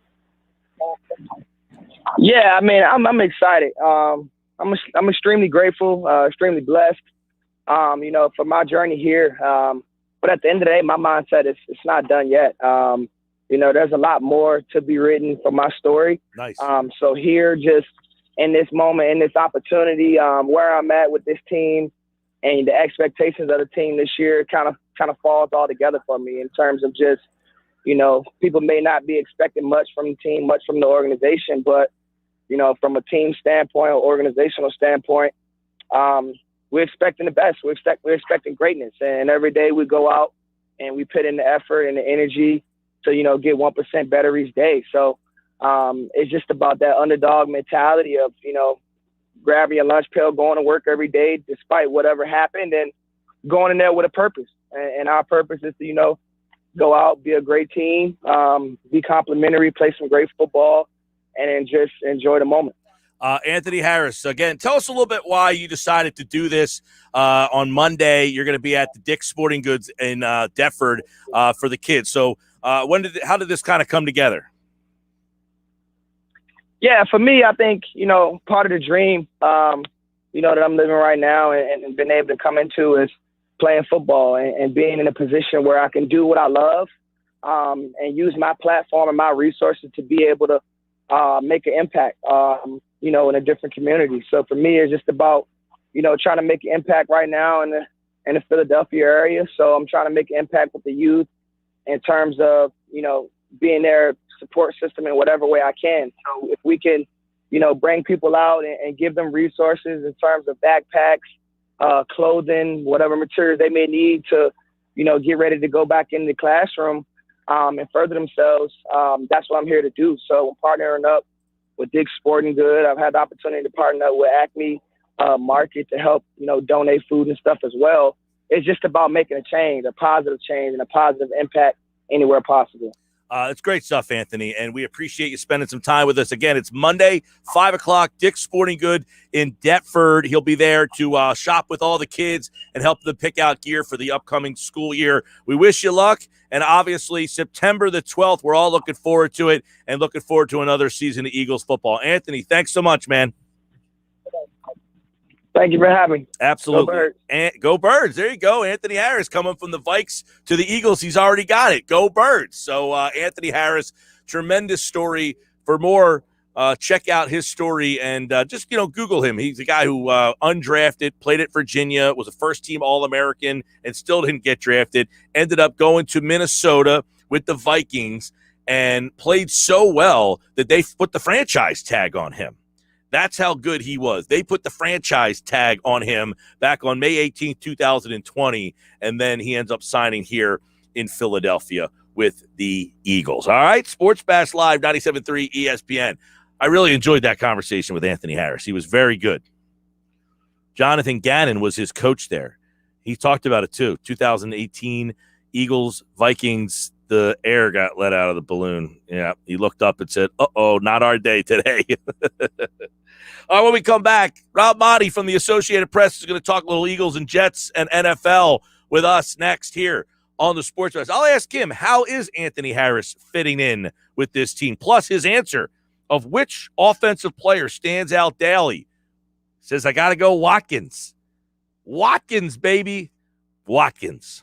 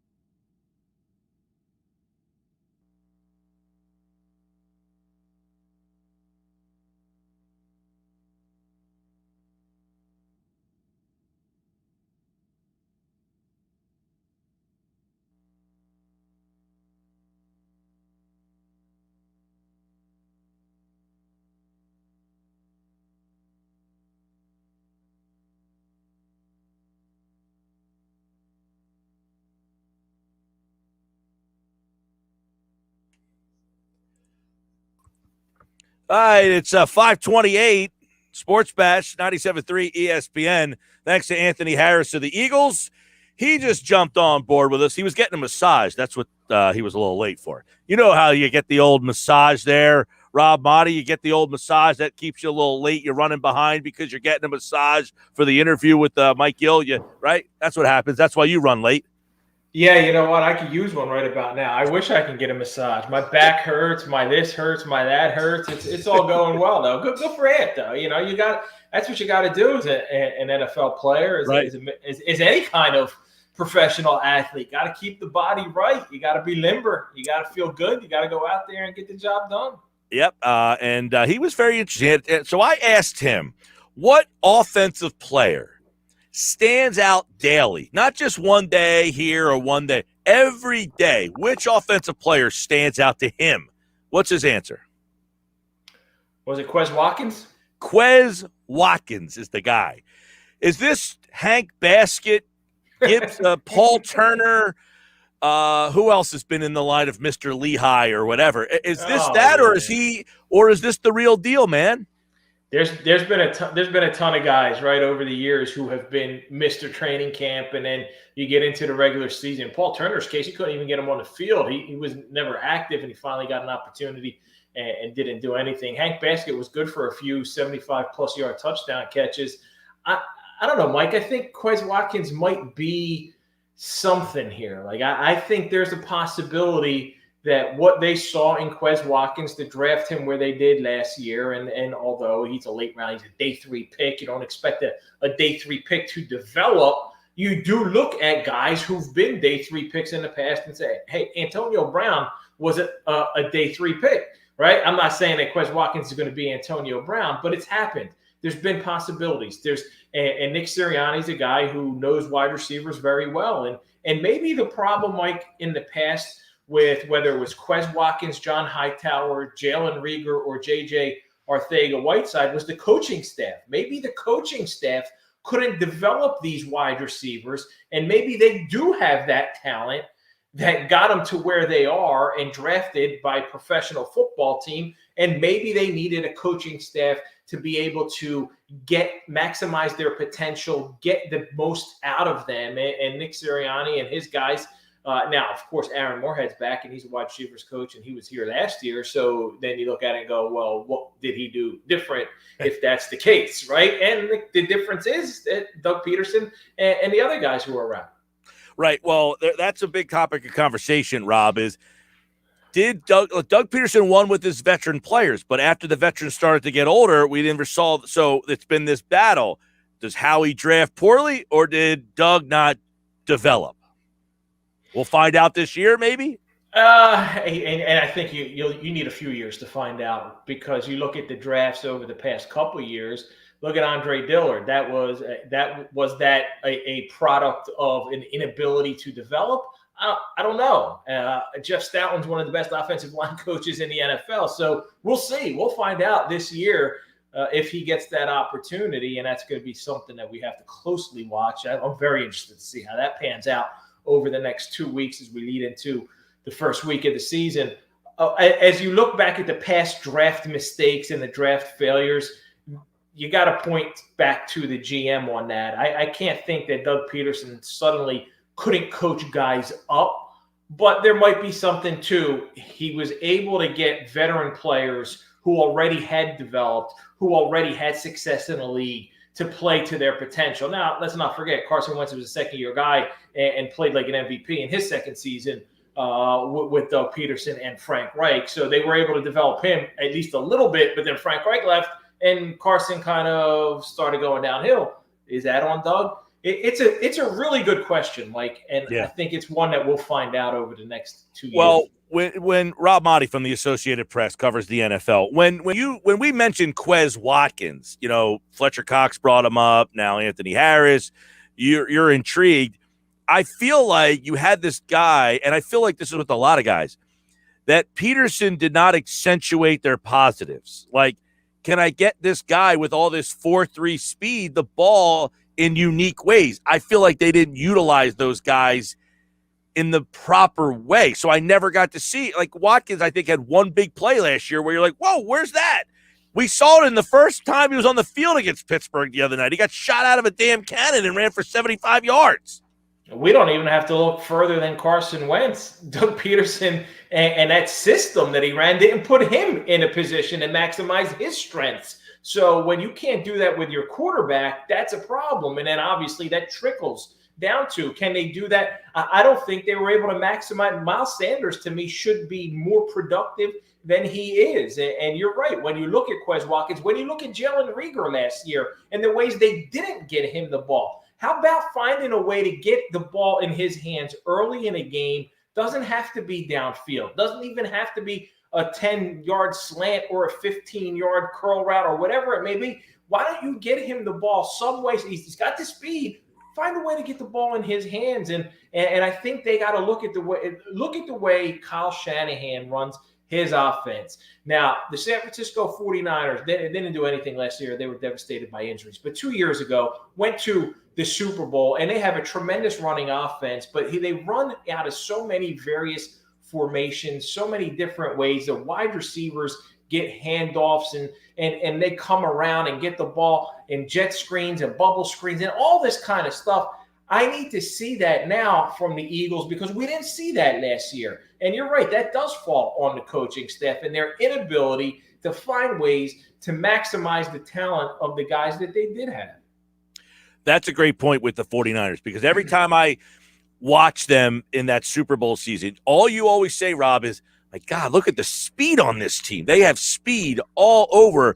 And it seems like Sirianni is kind of going down that road where he's trying to get the fastest guys he can find on the field. Does that mean, because he said the other day, the guys you see who's running with the first team, if you're seeing them out there, what does that tell you? Well, Watkins is out there. So he's putting his speed guys out in the field, which tells me he feels like he can find creative ways to get these guys the ball. That should be we were asking the listeners earlier, what's something you are, whether this team has a winning record or a losing record, what's something you're excited to find out about? I want to find out how he utilizes all this speed.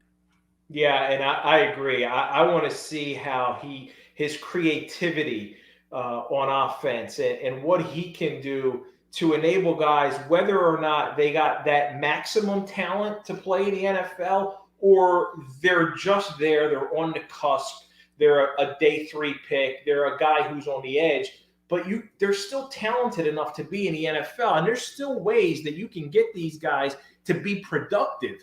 So I'm excited, like you're saying, about Nick and his offense and his system, and all I've heard about him since the day the Eagles hired him from other coaches, from other players who played for him is he's creative. He's a great teacher. He communicates well. He's able to get guys to understand what he wants them to do. And I think that's a huge character.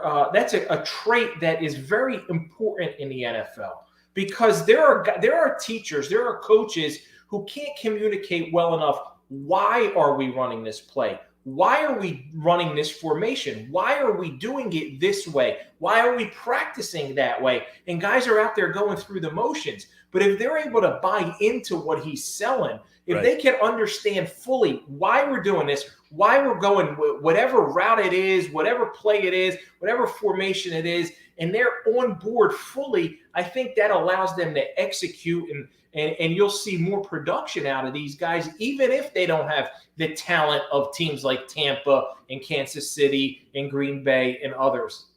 Well, I know that on the offensive side of the ball, it's a young core group of skill players, but they have that veteran offensive line. Can you tie those together to have a successful offense? I think that will be very interesting. On the defensive side, Rob, you have a similar situation with that older core group of defensive linemen, but what about behind them? Like, I still feel like we haven't figured out what that secondary is going to look like.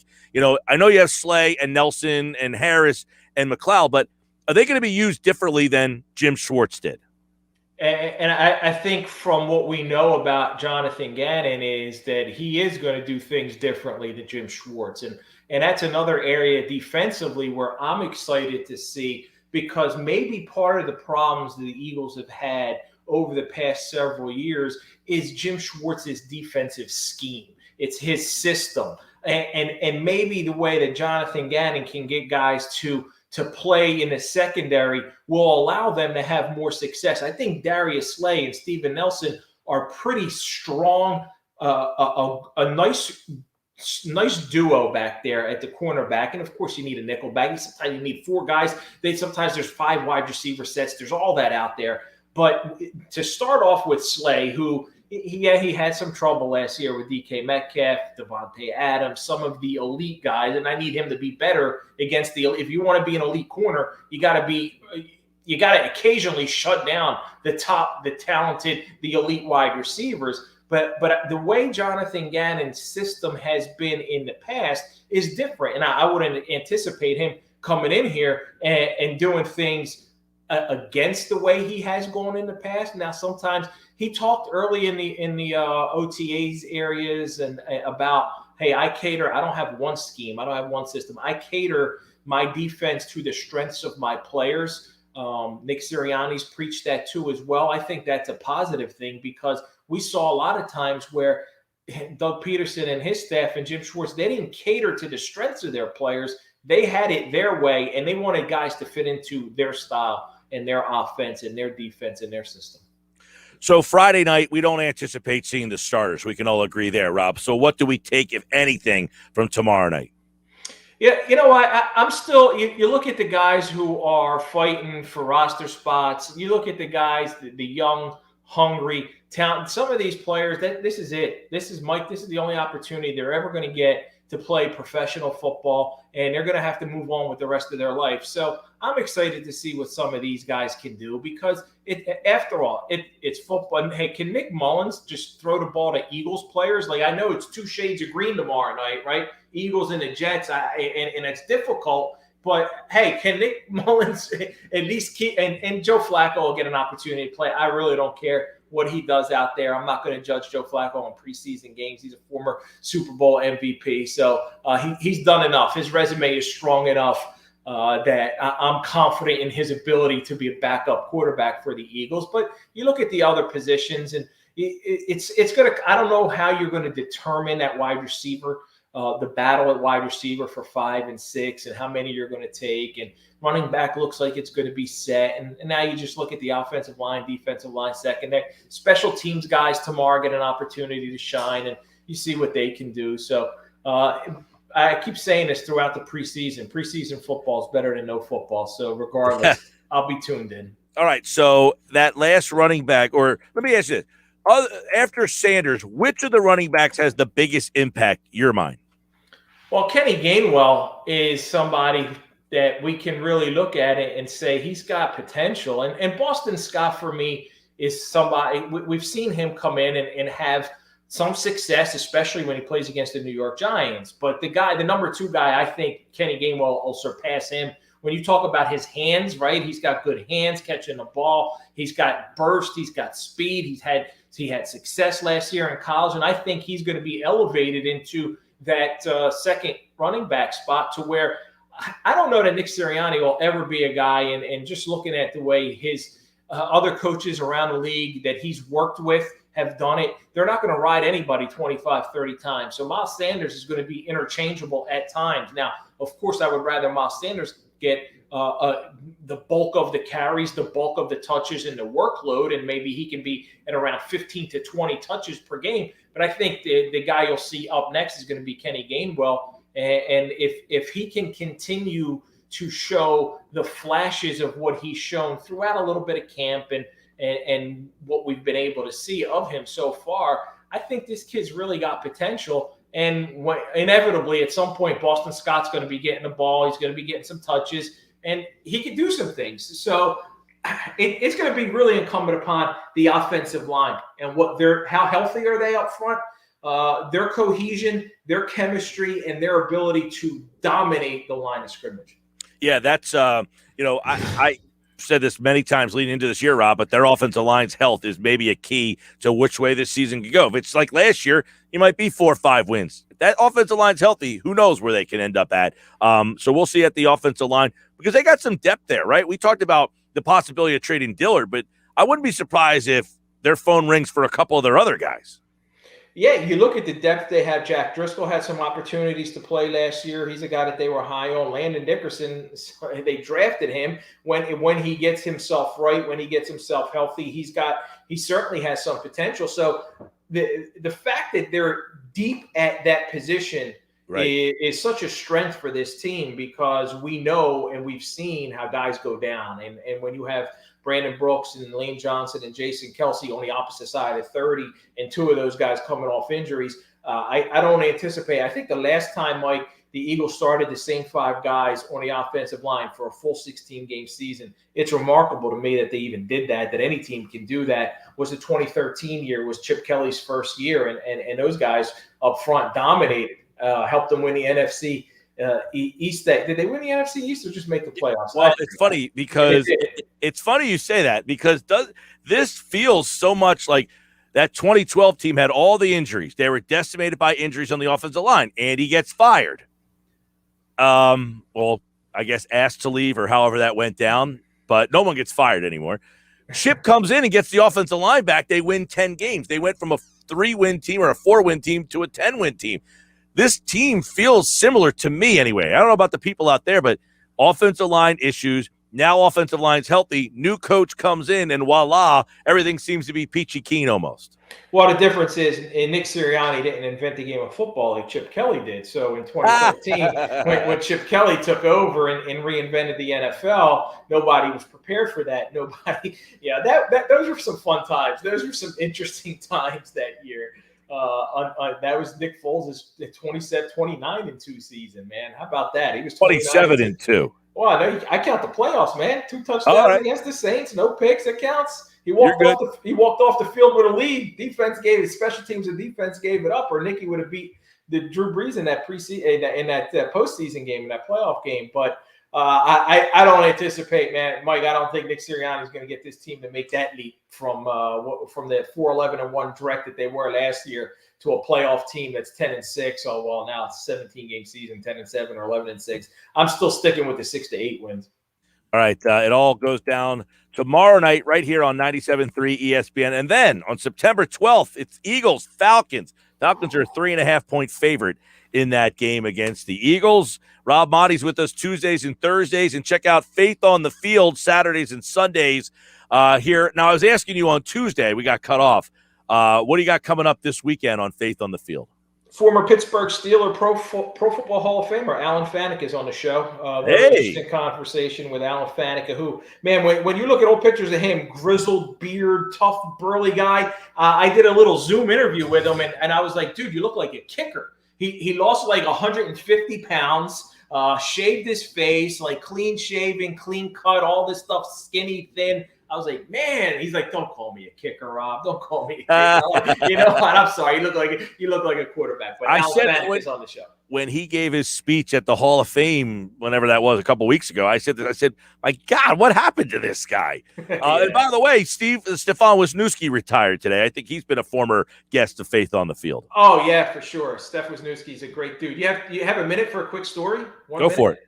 So 4 days before the 2017 preseason season opener, I hosted a Faith on the Field event at Eastern University. Carson Wentz and Trey Burton, I knew they were coming. We had talked about it, talked about the things that we were going to do. And they said, somebody else, another player may come with us. Wasn't prepared for it. Steph Wisniewski shows up. So Steph's sitting there, and the knowledge that he brought, like the biblical knowledge, the depth, the maturity. I was like, this guy, at some point in his life, he's going to go into ministry. And here he is today, retiring and announcing that he's going to become a pastor. So good for Steph Wisniewski, a tremendous addition to the Eagles team back then when they won the Super Bowl. And then went on and won another one with Kansas City. Kansas City, yep, and he played last year in that game that they lost. Faith on the Field Saturday is at 8 o'clock. Sunday at 6:30. Rob is your host.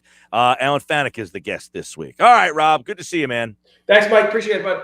All right, there he goes, Rob Motti from the Associated Press, Tuesdays and Thursdays with us right here on the Sports Bash, and his Faith on the Field airs Saturdays and Sundays. We're going to close out the show coming up next here on the Sports Bash Live. I got some big Phillies news you're going to want to stick around for, and it's next.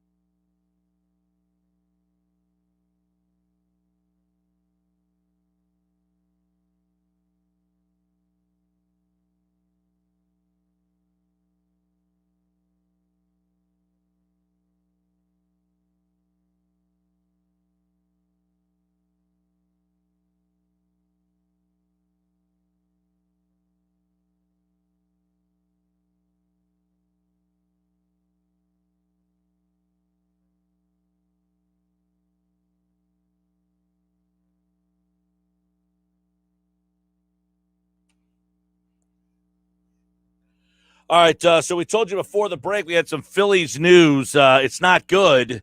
The Phillies have lost Rhys Hoskins for the rest of the year. He told reporters today his season is over. He will have surgery to repair the lower abdominal issue that existed before the groin strain last month. So Hoskins is done. His season is over.